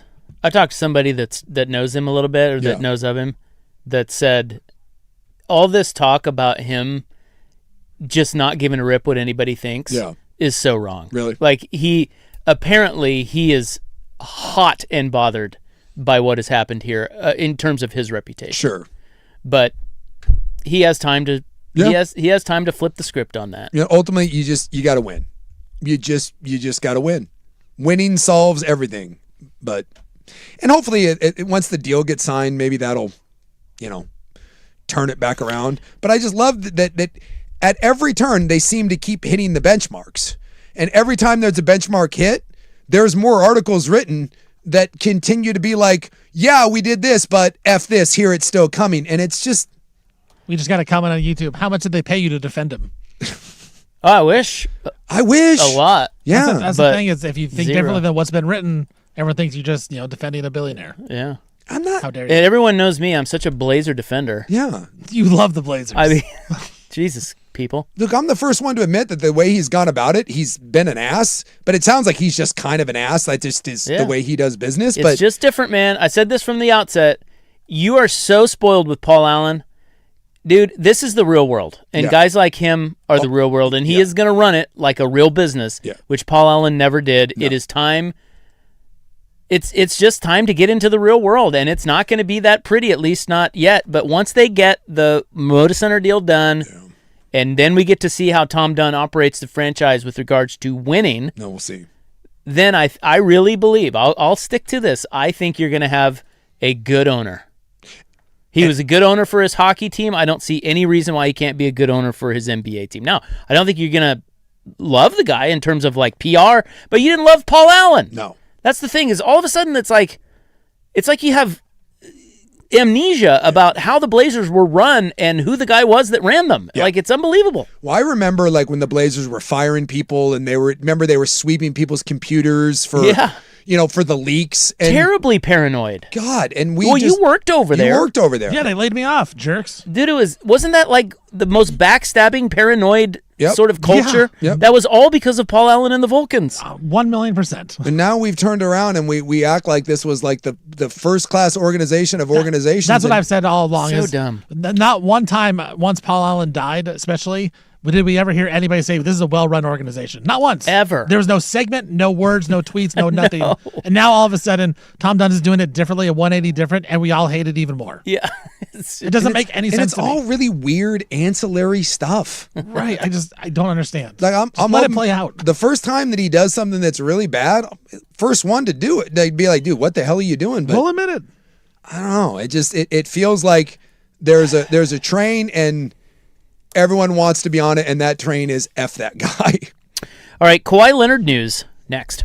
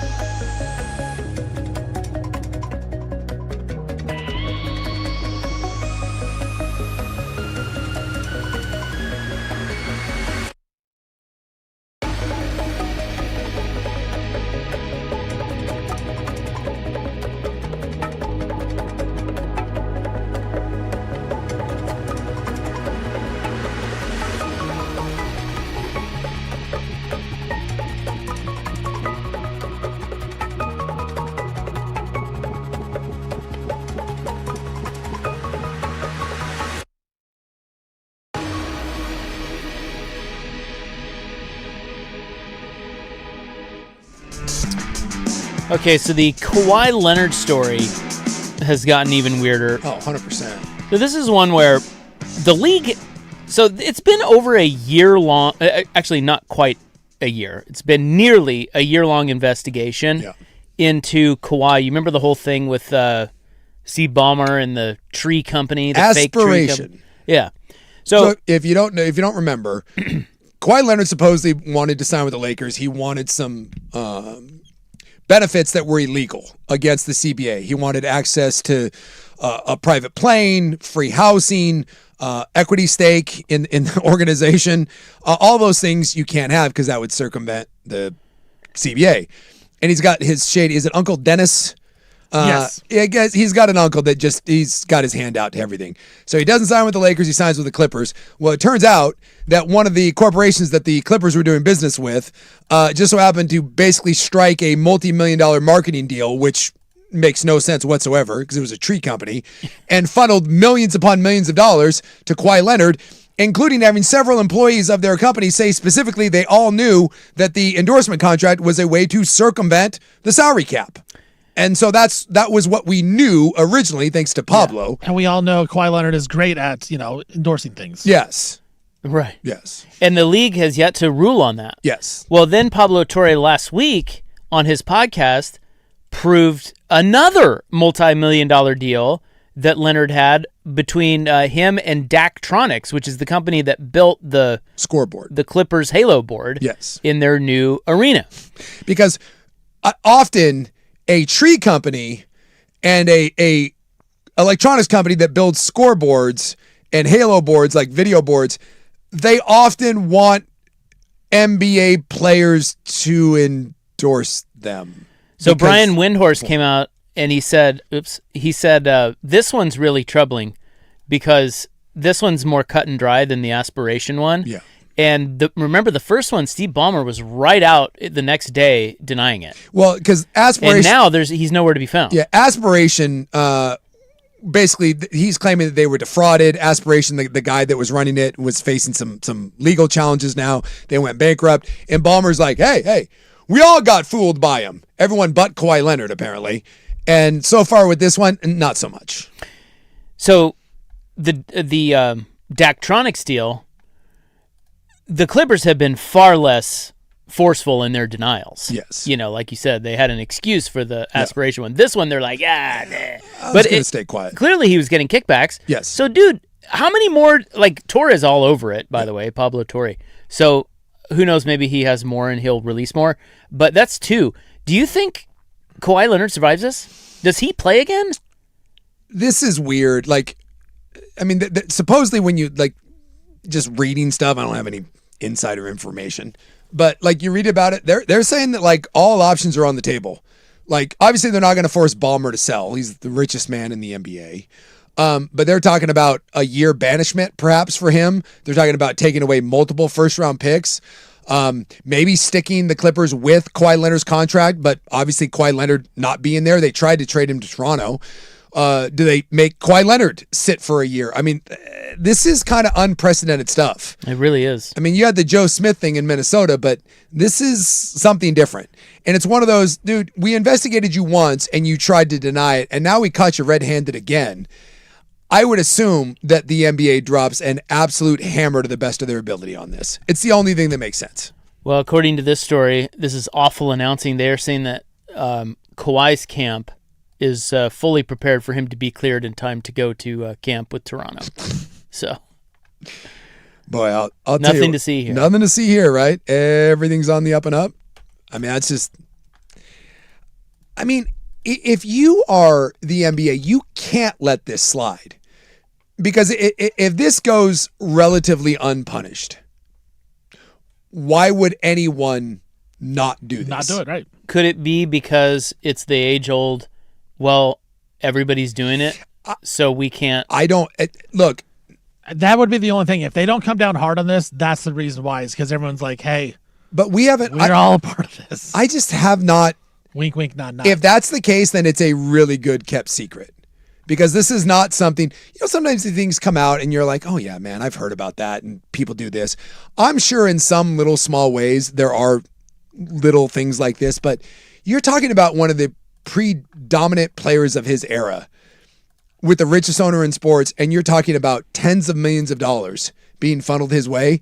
If that happens, then the salary cap is meaningless. Like this is bupkis. I don't believe that's going to be a way that the NBA is willing to go down. Okay, we got to move on to the club. More bits. Gotta do bits. Everybody's doing bits. Next.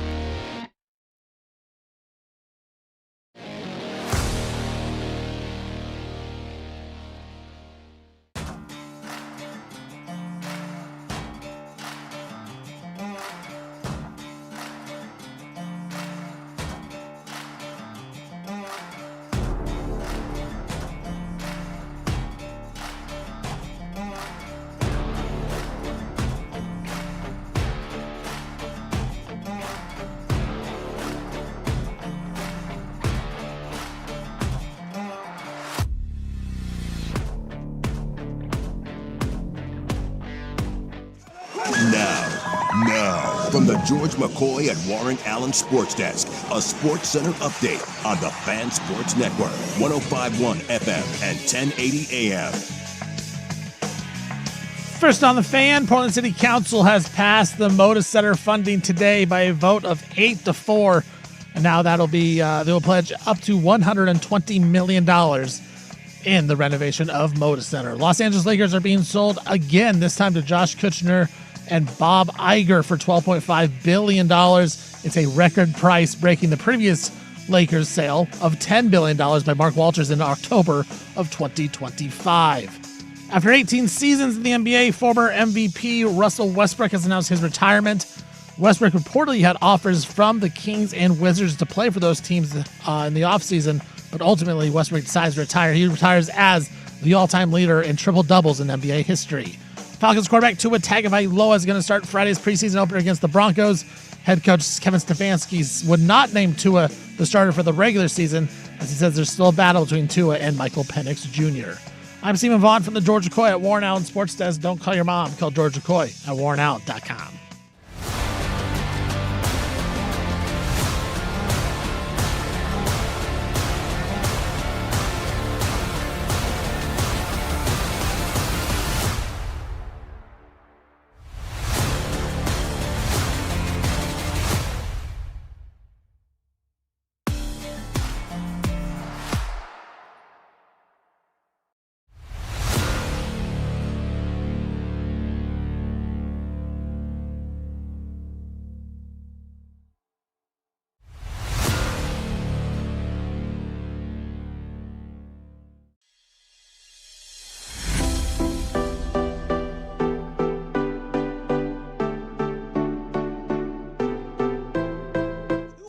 To arrive at these political compromises. Yeah. Google me, bitch. Oh no, oh no. Well, my. Hey! Whoa. What? Nah. I'm fine. Hey! What? Whoa. Nah. I'm fine. Dumbass.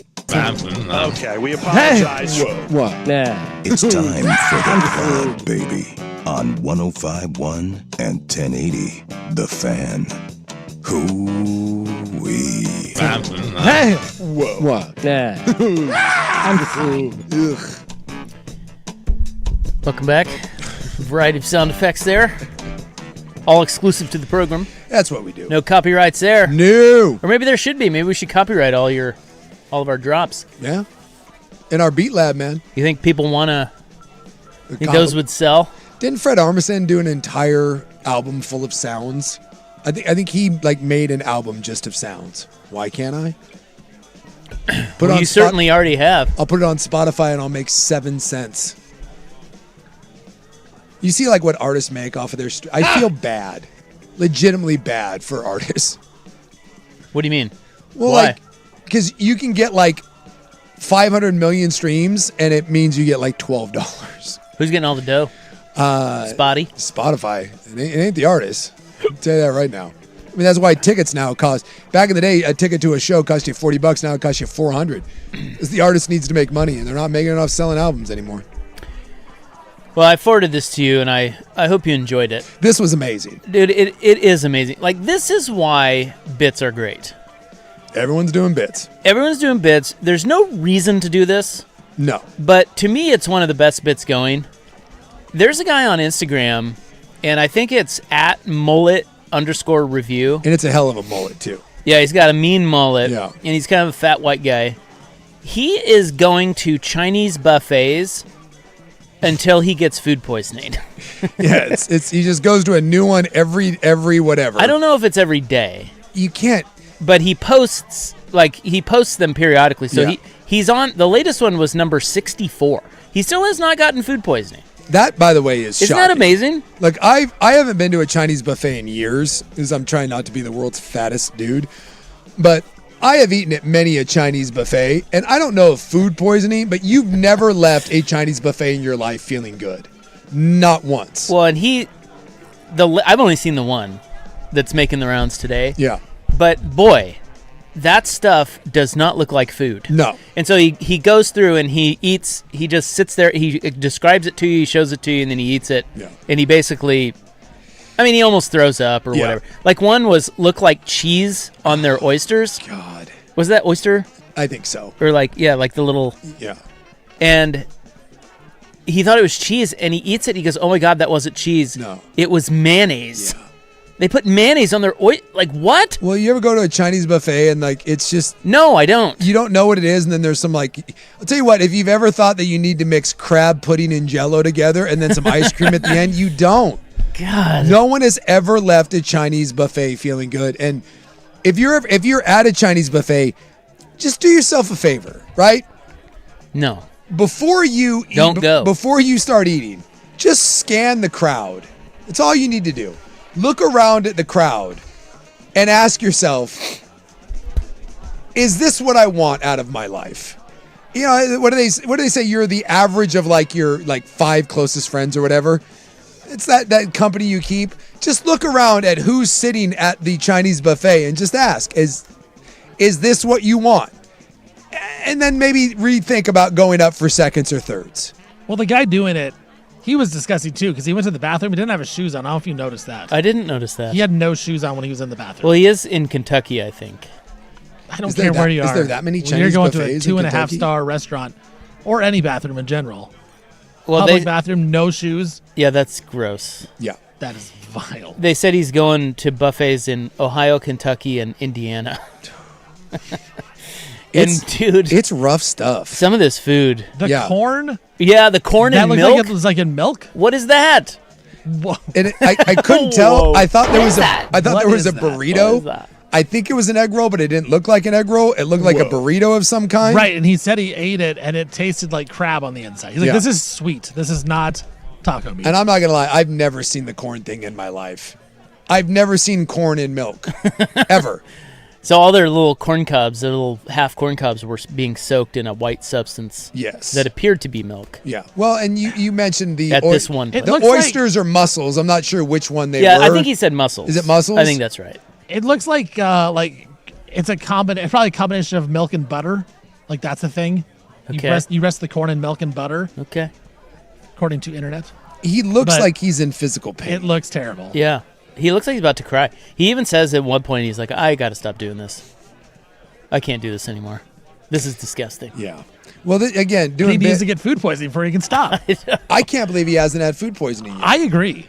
Well, and what's the definition of food poisoning? Because I guarantee he's had diarrhea. Yeah, I don't know. That's a good question. I I think guarantee. he's waiting to throw It up. has to be like multiple days, Yeah. Like really bad. like multiple days of diarrhea. I think Dirt got food poisoning a little bit ago. Full on, like he missed a show because of it. Yeah. Well, I mean, that's nasty if you Yeah, get it. yeah. I've actually, I don't think I've ever really had food I poisoning. think I've had it like twice in my entire life. I'm very lucky. Yeah. But anyway, he rates them. So he shows you what the rating is before he goes in. In this instance, it was 2.5, and he came out of there and gave it a 1. Great bit. It's probably been, I don't know. I mean, it's probably been 12, 13 years since I've been to a Chinese buffet. But look, I'm not proud. I've been to some bad Chinese buffets, like rough stuff. I don't know of anything quite the way that was. Like, and maybe that's just like Kentucky. I've never seen anything quite that bad. But I've definitely seen some bad Chinese buffets in my time. So if you go to, he's big on TikTok. Yeah. If you go to Mullet Review, he's got like half a million followers on there, and he's posting them periodically. You can actually, it's actually very, I don't know what, addicting, Yeah. because they're all right at the top of his timeline, and you can just keep watching them. And all he's doing is going to really bad Chinese buffets and eating crappy food and talking about it. Now, I do like not necessarily buffets, but I am a sucker for the Chinese restaurant where I'm pretty sure that like illegal panda fighting is going down, maybe some human trafficking. I'm not gonna lie, you can get me with that. In the right, does everyone have like a drunk food they go to? Your Taco Bell, whatever, pizza. My drunken food, if you get me drunk enough, you can get me to some bad Chinese food. you're not going to get me to eat corn or oysters, but you can get me with a fried rice. What if I put the corn in milk And butter. No. and I put mayonnaise on the mussels? But if you give me a some sort of fried chicken that has a sauce that glows, I call that neon chicken, because that color only exists in sweet and sour sauce. Sometimes it's red, sometimes it's orange, sometimes it's yellow, but it literally glows. You could get me with that.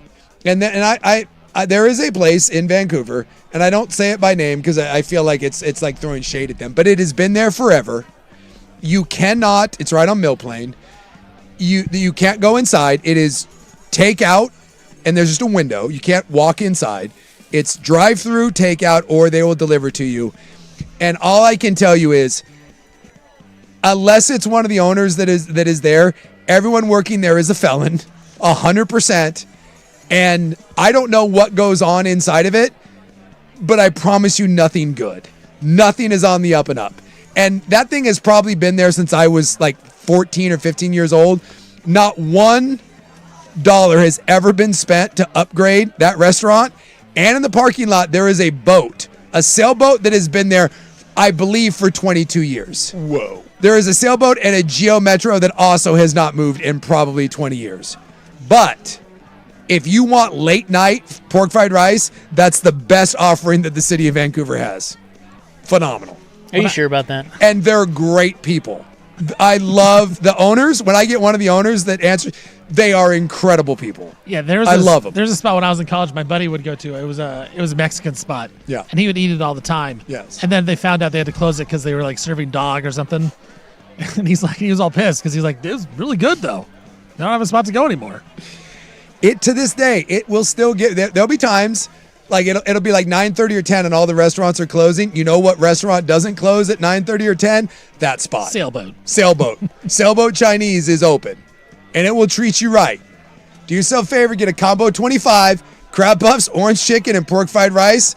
Delicious. I don't know what is actually in any of that, but you're gonna eat it and you're gonna enjoy it. You probably should be drunk while doing it, but you're gonna be happy that you did it. I don't think that I would like it. I kind of want to bring some in for you guys. If I brought some in, would you guys try some? I would try it. I would definitely try it. I don't know, man. It's pretty good. It's I might be having food poisoning during the show, but I would try it. I need to take a photo. Like if you saw the outside of it, you'd be like, no.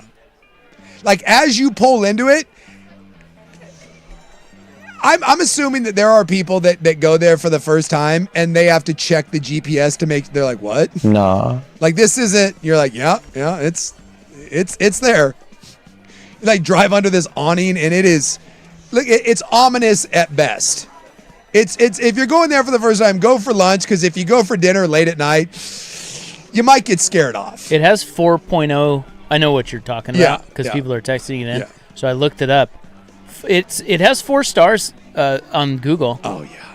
It's not terrible. and that's not bad. No. I don't think, right? No. I mean, it's no 2.5 like mullet guy. No. Is there photos of the outside? Can you see the Yeah. sailboat? Oh yeah. I can't see the sailboat, but yes, that is not alluring.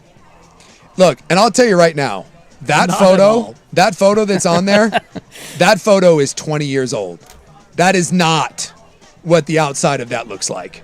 Like that. That's with it all dressed up. That There's is another picture with like a car that is on cinder blocks. Yes. That I'm seeing. That's better. I want to give a fair representation. There's literally a car on cinder blocks in the parking lot. Yes. Yes. And that's the picture I'm supposed to see and be like, I want to go eat there. Yes. And I'm telling you, they have amazing fried rice.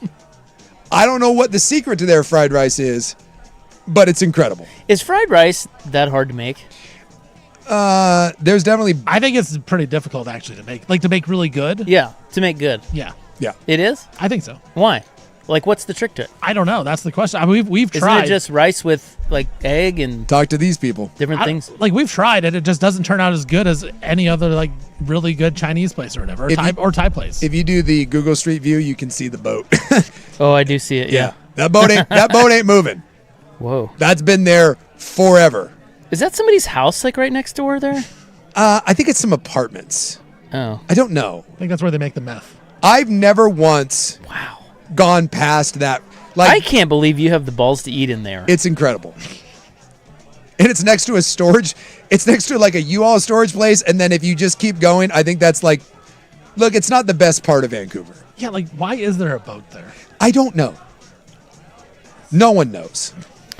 But it's best not to ask questions. Oh yeah, there's the storage place right there. I see it. Dude, just shut up, show up, get some fried rice and some crab puffs, and be happy. And I'm telling you, they're the nicest people. I'll tell you what, I'll meet you there. I'm bringing some in. I'm going to bring some in for the show. Yeah, with Rob, I'll meet you there. Yeah. Well, you can't go in, remember. Oh, sorry. That's right. Don't be surprised when I don't pull up. You cannot go in. You can't even go in. So, yeah. I wish. I'll meet you there, though. That's another, like, why? That is a red flag yeah, right there. what are they doing to the food? I don't know. I want an open I can't kitchen. believe you eat there. You can't even go in. Every time I pull up, Ew. I'm actively trying to look in the windows to get a better glimpse of what's going on in there. And Come on! I wish that I could photograph. The owners are there, and so when it's them and their family, that's just standard what you think of as like the typical Chinese owners. But there's like 3 or 4 employees that also work there, the whites. The exciting whites that live there or that work there. They may live there. I don't know.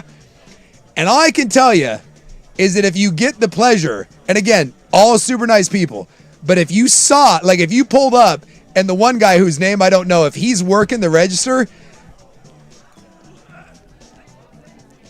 felonies. There's felonies there, and he's working really hard to get his daughter back. It's the only thing I can assume. Watch this. Lot of knuckle tattoos, lot of piercings. There's a neck tattoo involved. Well, listen, I gotta tell you, he goes to the gathering of the Juggalos. there are a lot of people that know the place you're talking about. Yes.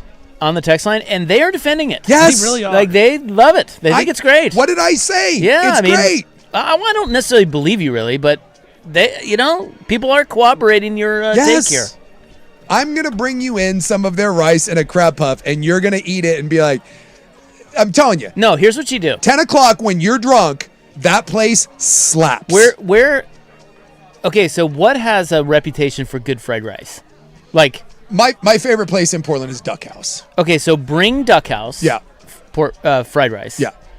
Bring some fried rice from like, what's that chain that? Panda Express. No, like the more sit-down one. Sit down. Oh God, there's one in P.F. Chang's. P.F. Chang's. Bring some P.F. Chang's and then bring this place. We'll do a taste test. This place will have better fried rice. I have done this, and I'm not proud of this. I have gone to a Chinese restaurant in Vancouver and gotten like a Kung Pao chicken and then driven to this place and get the fried rice. That's called the Fat Man Combo, where I'm like, yes, I want Chinese food that doesn't glow, but I want their fried rice. I have done that. We had fried rice last night from Shinding, the dumpling house over in Selwood, and it's just like... That's a phenomenal place. Yes, that's delicious. I can't imagine that the place with the boat and a car on cinder blocks has better fried rice. You just cannot convince me. Oh, it's really good. I guess a blind test is I the only... I think that's what it should be. We have to go in blind, too. We have to have no idea. That's right. That's the only way I'll be convinced. Because if I come out of it and I say, hey, this place is great, I'll stand by it. Now, on Yelp, they only have 3.1, and I don't like that. I feel like we're selling them short. I feel like they're judging at that point. 3.1. That's a little judgy. I don't like that. Is Yelp better than Google I don't know. for reviews? But I don't appreciate that it's 3.1. Now, I get it. If you pull up and you see it, you're going to go 3.1. Also, don't order anything overly complex. China. Okay? You're not getting... Don't get anything that's like fancy stir-fried. Or you just stick to the basics. Sweet and sour, orange chicken, crab puffs, rice, that. Because then you really don't know what you're getting. No, don't order dumplings. Don't order some sort of soup. Don't order like a mushu pork. No. Stick to the basics. You do that, and preferably being drunk, you're going to be great. And I'm guessing if you made an offer on that boat, they'd probably sell it to you. How do you feel about AI for 911 calls? Let's do it. Think that's a good idea? I think it's, because what could possibly go wrong? Yeah. Well, one city's doing it. That's next.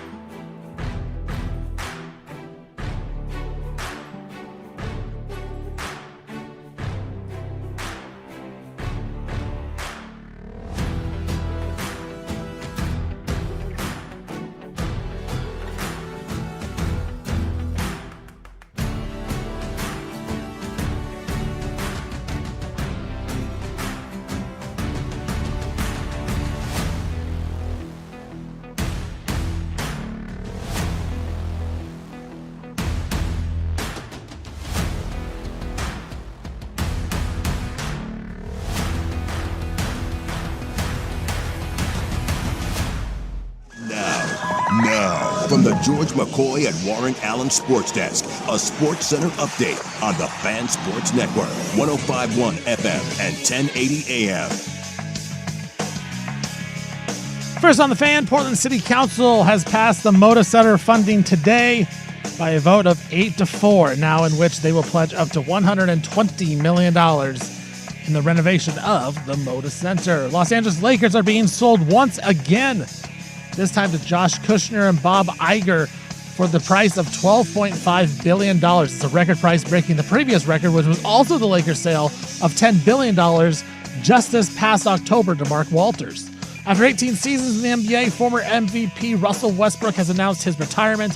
Westbrook reportedly had offers from the Kings and Wizards to play this next year, but he ultimately decided to retire.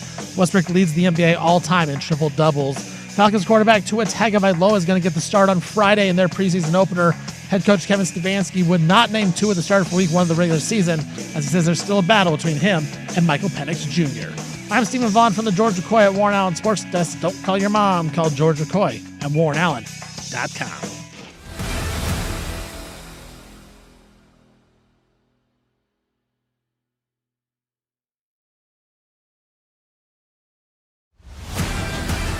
I've had so many people that are texting in. I have texted the name back. I hope there's a flood of people go to this place and they're like, what the hell is going on? You know, some idiot on the radio was talking about the fried rice.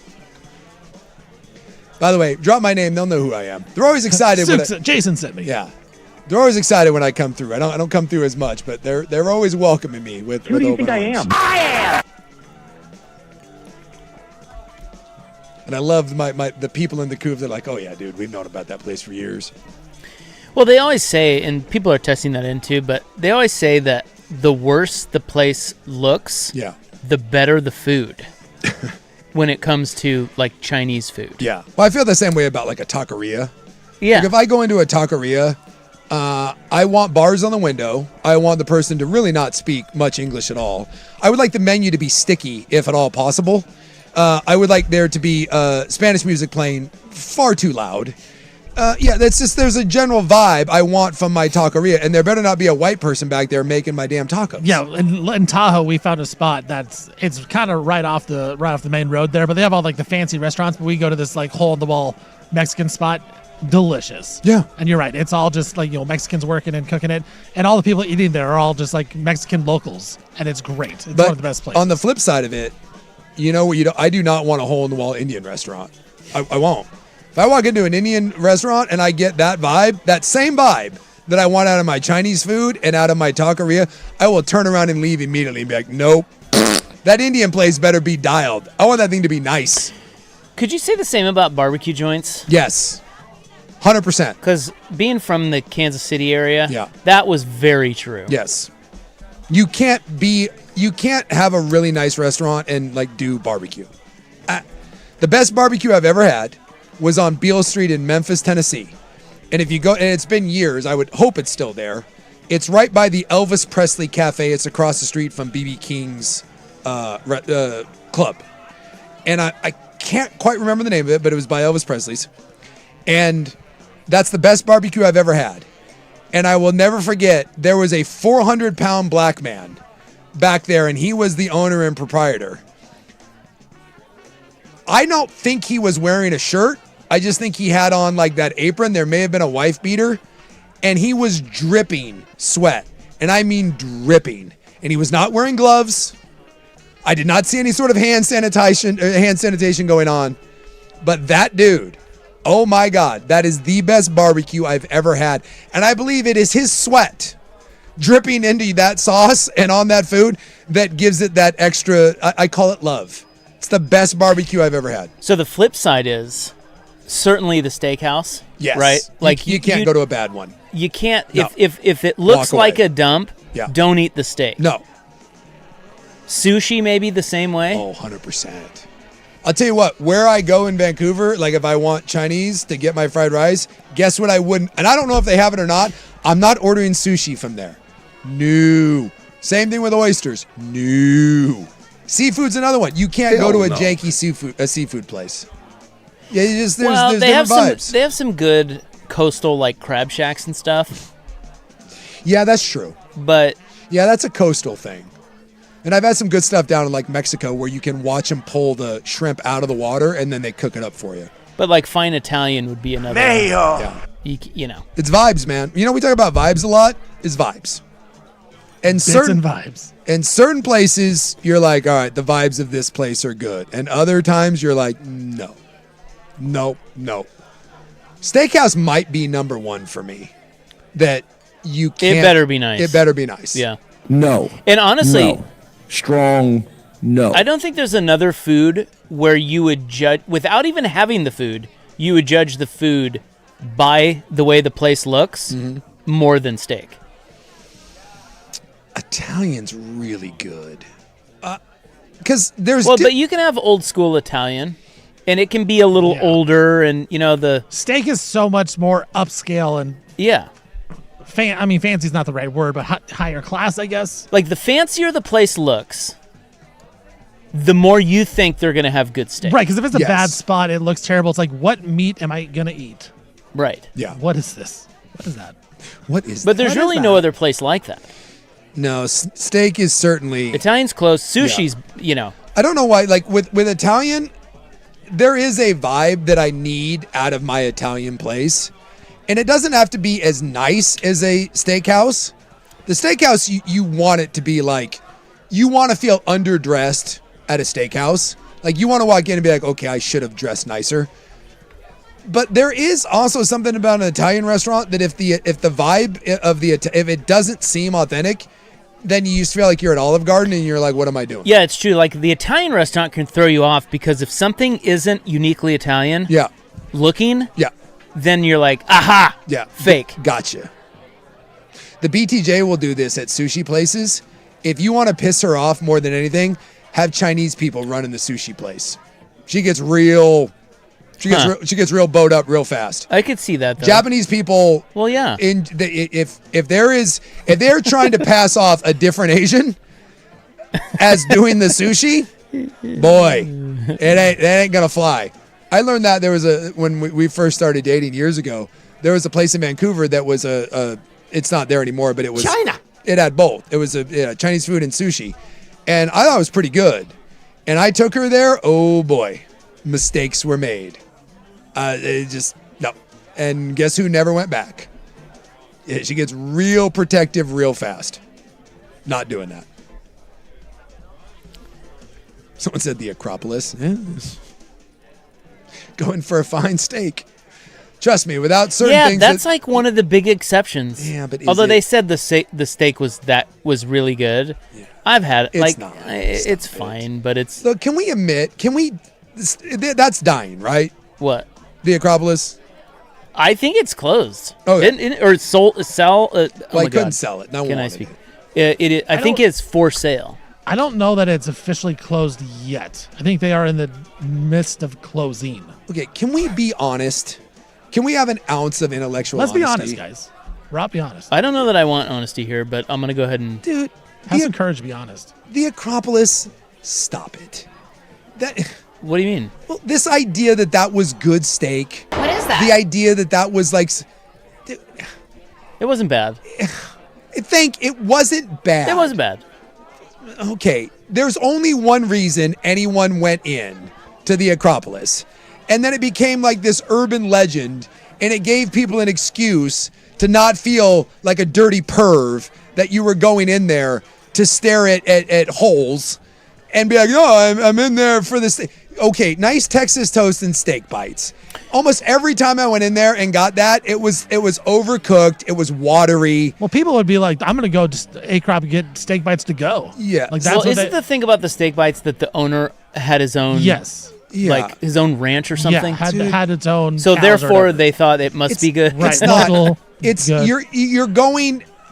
Outback Steakhouse had better steak than the Acropolis. Whoa, It did. dude! I don't know about that. It did. But we all had Have to. you ever eaten at Outback Steakhouse? I have. Have you had a steak there? I've had a bloomin' onion there. Look, That's not the same thing. it is like we all did this wink, wink, nod, nod to the Acropolis. We're like, oh, it's the Acropolis, the steak bites. Okay, if you walked into the Acropolis and they're like, hey, Sorry, no holes today. All that's gone, but we have the steak bites. Not a single person would stay. Not a single person. I think it's just the idea that, well, I mean, the bar is so low. It's a strip club. Yes. So nobody eats at a strip club. So it's just that if something's halfway decent at a strip club, we're like, oh my God, you got to try these. It's the icing on top. Yeah. It's right? not- Like you already got the I cake. mean, and it's hard to eat at a strip club. Thank you. I mean, it's Yes. pretty gross. Like they had a salad bar in there, for God's sakes. Yeah, with a They did. Yes. So we just need to be honest. We all love the Acropolis, right? Striped house. You know, it's like you go in there and it's kind of kitschy and it's very Portland-esque. But it's not good. It's not. But we played it and the service is terrible.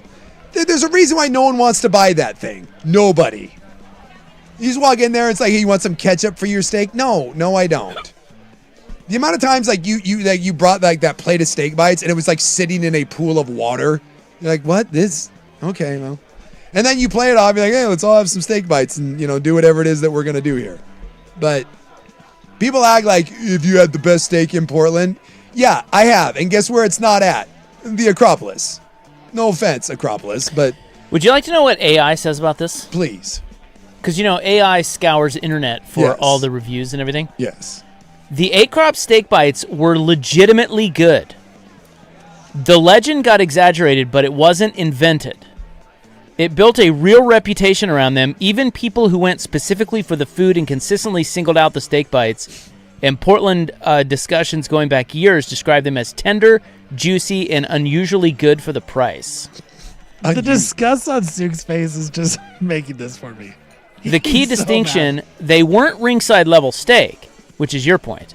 What made them legendary was the combination of surprisingly decent beef plus Outback Steakhouse. plus that dipping sauce Oh. and ridiculously low price and the absurdity of getting genuinely good steak bites at a dingy Portland strip club. So as you said, they weren't terrible. That's what it is. It's just north of average or maybe even average, but because they're at a strip club, people are like, oh my God. Vibes. This is amazing. The vibes are great. This guy said, when I was in grad school, I was told the A-Crop got their beef from the same place as Laurelhurst Market. I asked a waitress once, and she laughed and walked away. Well, I There- thought their beef came from the owner's ranch. No. Isn't that what the legend was? That's what I always heard. Again, that's the legend. I don't think he was bringing in hand-cut beef. Instead, it was the raccoon from the dumpster outside. Now, look, I think it was the same place that Outback Steakhouse and possibly Applebee's. I think if you went to Applebee's and got the bourbon steak and you went to the A-Crop, I think you'd be like, all right, we're seeing a correlation here. So the AI actually has scored the legend for us, Yes. and they give the actual steak bites 7.5 out of 10. Oh. They give the value of the steak bites 10 out of 10, because that's true. They were dirt cheap. Yes. And they give the sauce 9 out of 10. What do they give the girls? Well, they actually do Oh. add that on here. They say eating steak bites at the A-Crop at 12:45 a.m., 11 out of 10. There you go. AI gets it. AI does get it. Someone said the Acropolis is the Magic City lemon pepper wings. Yes, it just becomes, the legend builds upon itself, and it becomes a fun little thing about our city that we're proud of. But at the end of the day, Oh, look, we know what it is. we don't have a lot to hang our head on, okay? No, but this is why I'm not against it. So let us have them. What have I always said? In your life, throw some whimsy. And if you staring at something while you have an average cut of meat with some dipping sauce in it, more power to you with some Texas toast. That being said, That's why I just said let's just be honest, because people talk about it as if it's Laurelhurst Market or Ringside or Ox, and you're like, no, it's not. It's not. someone says here you could not get a better cut of beef for that price. And that's probably true. Is it? The cut of meat, yeah, the It's cut been of beef. how much were the steak bites? Oh, dude, they were like $8. Oh, well, it's been so many years I since I've been know. in there. It's They were been a like while. $8. Yeah. 8? Not 7. No. 8? Who said 1, I- 2, 3, 4. Who said I was forced? No, 8. Now, I do have a friend who will go nameless, but 1, 2, 3, 4, 5. he claims that the strip club lunch is the best value in town. Whoa. That if you go into a strip club at lunch that's the best value game in town. Well, it two off, depends. 2 on, 1 off. I guess they just have like cheap lunches. He has told me that. He apparently he's eaten a lot of lunches. Well, how much? Like, what are we paying for lunch? I don't know, but that's Does he have a mullet and is he on TikTok? He used to tell me all the time. He's like, "Oh yeah." I'm like, "Who goes to it?" We'd be driving by. I'm like, "Who goes to a strip club at like 11:30?" And he goes, "Oh yeah, that's the best." He's like, "You kidding me? The lunch specials?" He's like, "It's dynamite." It's no A team, but No. JV's out there. Yeah, exactly. Right. He's like, that's where you see like the the lady that's getting ready to retire, but apparently you get a decent lunch. Confirmed. A-Crop owner, who is now dead, did own a cattle ranch near Malala, slaughtered his own beef, saved money, and he passed that on to the customers. Legend. That's why they're legendary, right there. Legendary. All right. And we don't even know if they're open.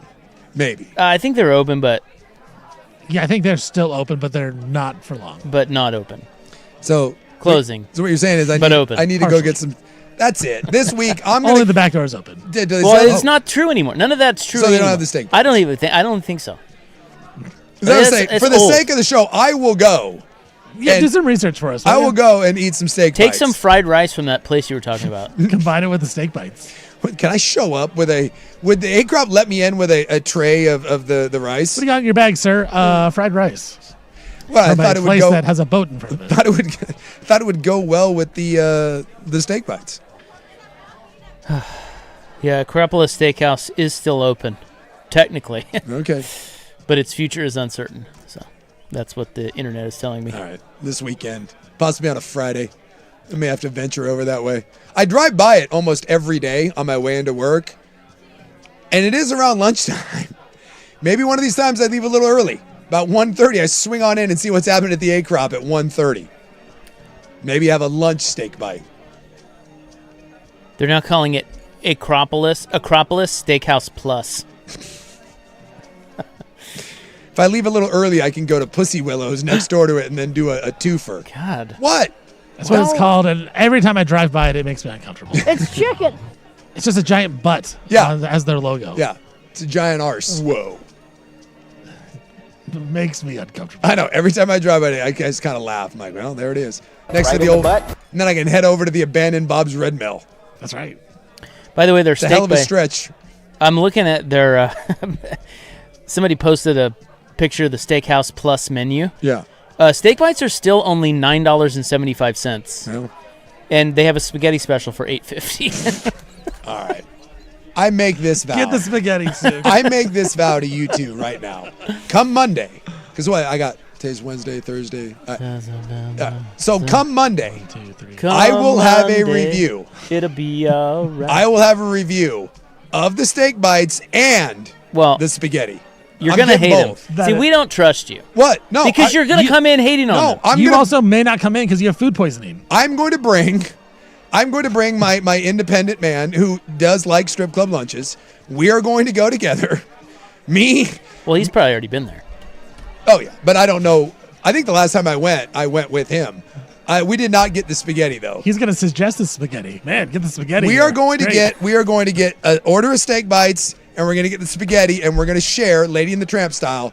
I will have my review and his review. Maybe by Friday. Look, there was a chance this may happen tonight. Well, we're going to Mazatlan tomorrow. Maybe you could make it the nightcap. Well, tonight we were supposed to go to Reel 'em In to get chicken. What a night. We may not make it to Reel 'em In. This may be a spaghetti. I'm going to have to text the lady. Spaghetti night. Honey, I know I said we were going to Reel 'em In, but change of plans. Feels like a spaghetti night. Because nothing says fine Italian dining like the Acropolis. Who serves spaghetti? Italian joints don't even serve spaghetti. Excuse me, Acropolis, what is your spaghetti policy? This is amazing. Gross. All right. I don't know where we're lost. Yeah. We'll wrap it up next.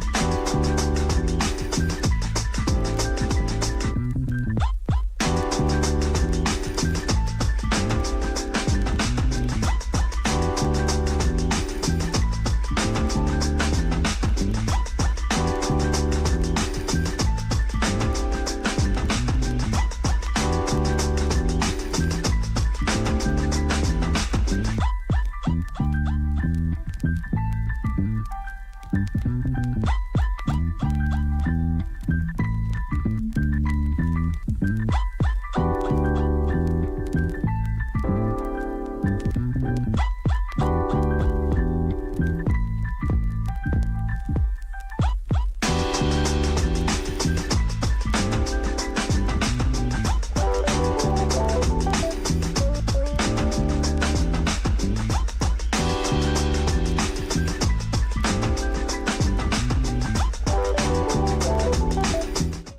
right, well, we do have you from here, but I don't know where we go from here. I'm worn out. Today's been taxing. It has been on all levels. Yes. You know, Odyssey's breathing down your neck I about got another email from your Odyssey, driving by the way. record. They're listening. Watch this. Boom. Yeah, they sent me another one. We had the Motor Center thing. I mean, it's been. I am exhausted right now. Yeah, some shows are really exhausting. This is one of them. This last email pissed me off maybe more than any one before that. Well, what'd they say? So, now what? Yeah. Who do you think I am? I'm crafting my response right now because I'm none too happy with this. So, I understand my because I said I was concerned. This seems to be a bridge too far. Jason, I understand your concerns. I received an email from Dusty. I will reply to him shortly. The purpose is to ensure that everyone who is required to drive on behalf of the company, whether it's a company vehicle or their own, meets company standards. She's attached to the MVR policy, the motor vehicle policy. As an on-air talent, my understanding is that you typically drive to a station every day for work. Is that correct?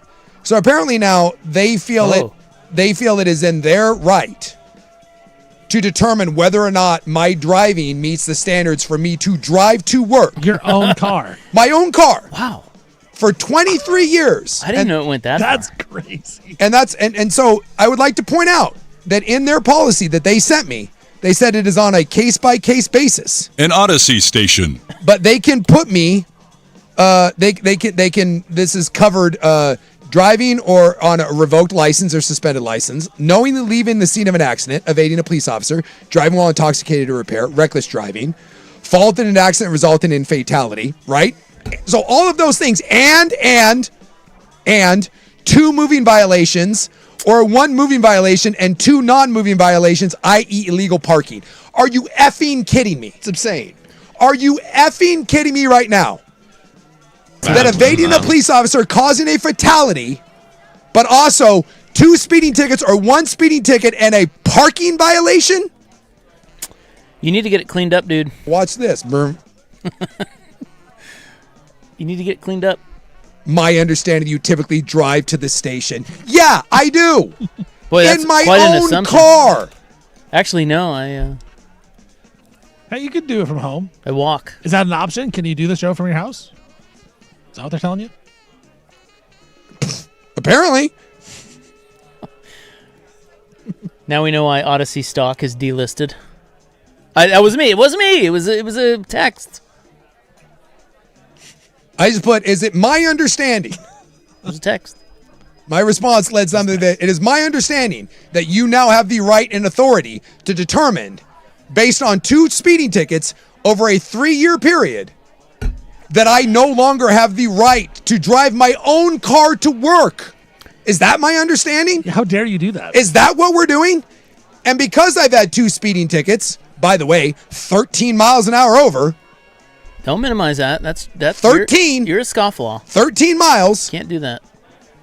That now you can tell me that I no longer have the right to drive to work? I think that's right. What are we doing? On behalf of the company. I think that's what they're saying. Oh my God. I think I'm being punked. This has to be a joke. Maybe it is. It's the ultimate phishing email. Well, it's working. Fatalities, evading an officer, and speeding. Speeding. That's right. Oh my God. Whoa. 40. What? What was it, like 46 and a 35? That's what you got me for? Oh, you got your white whale. Oh my God, in a speed camera. Watch this. I think this text is right. I think you got to let Dusty take care of it. That's what he's for. Yeah, this is... He'll handle it. I'm stunned. Stunned. I'm not. It's what do you think I've been bitching about all these years? It's my own car. What? On behalf of the company? What do you mean on behalf of the company? An Odyssey station. So according to this, if they take away, if I got another speeding ticket, which I have to report to them, and they take away my right, then I have to take a bus to work? Is that what you're saying? It's illegal. You can fire me for driving my own car to work. That's what you're saying?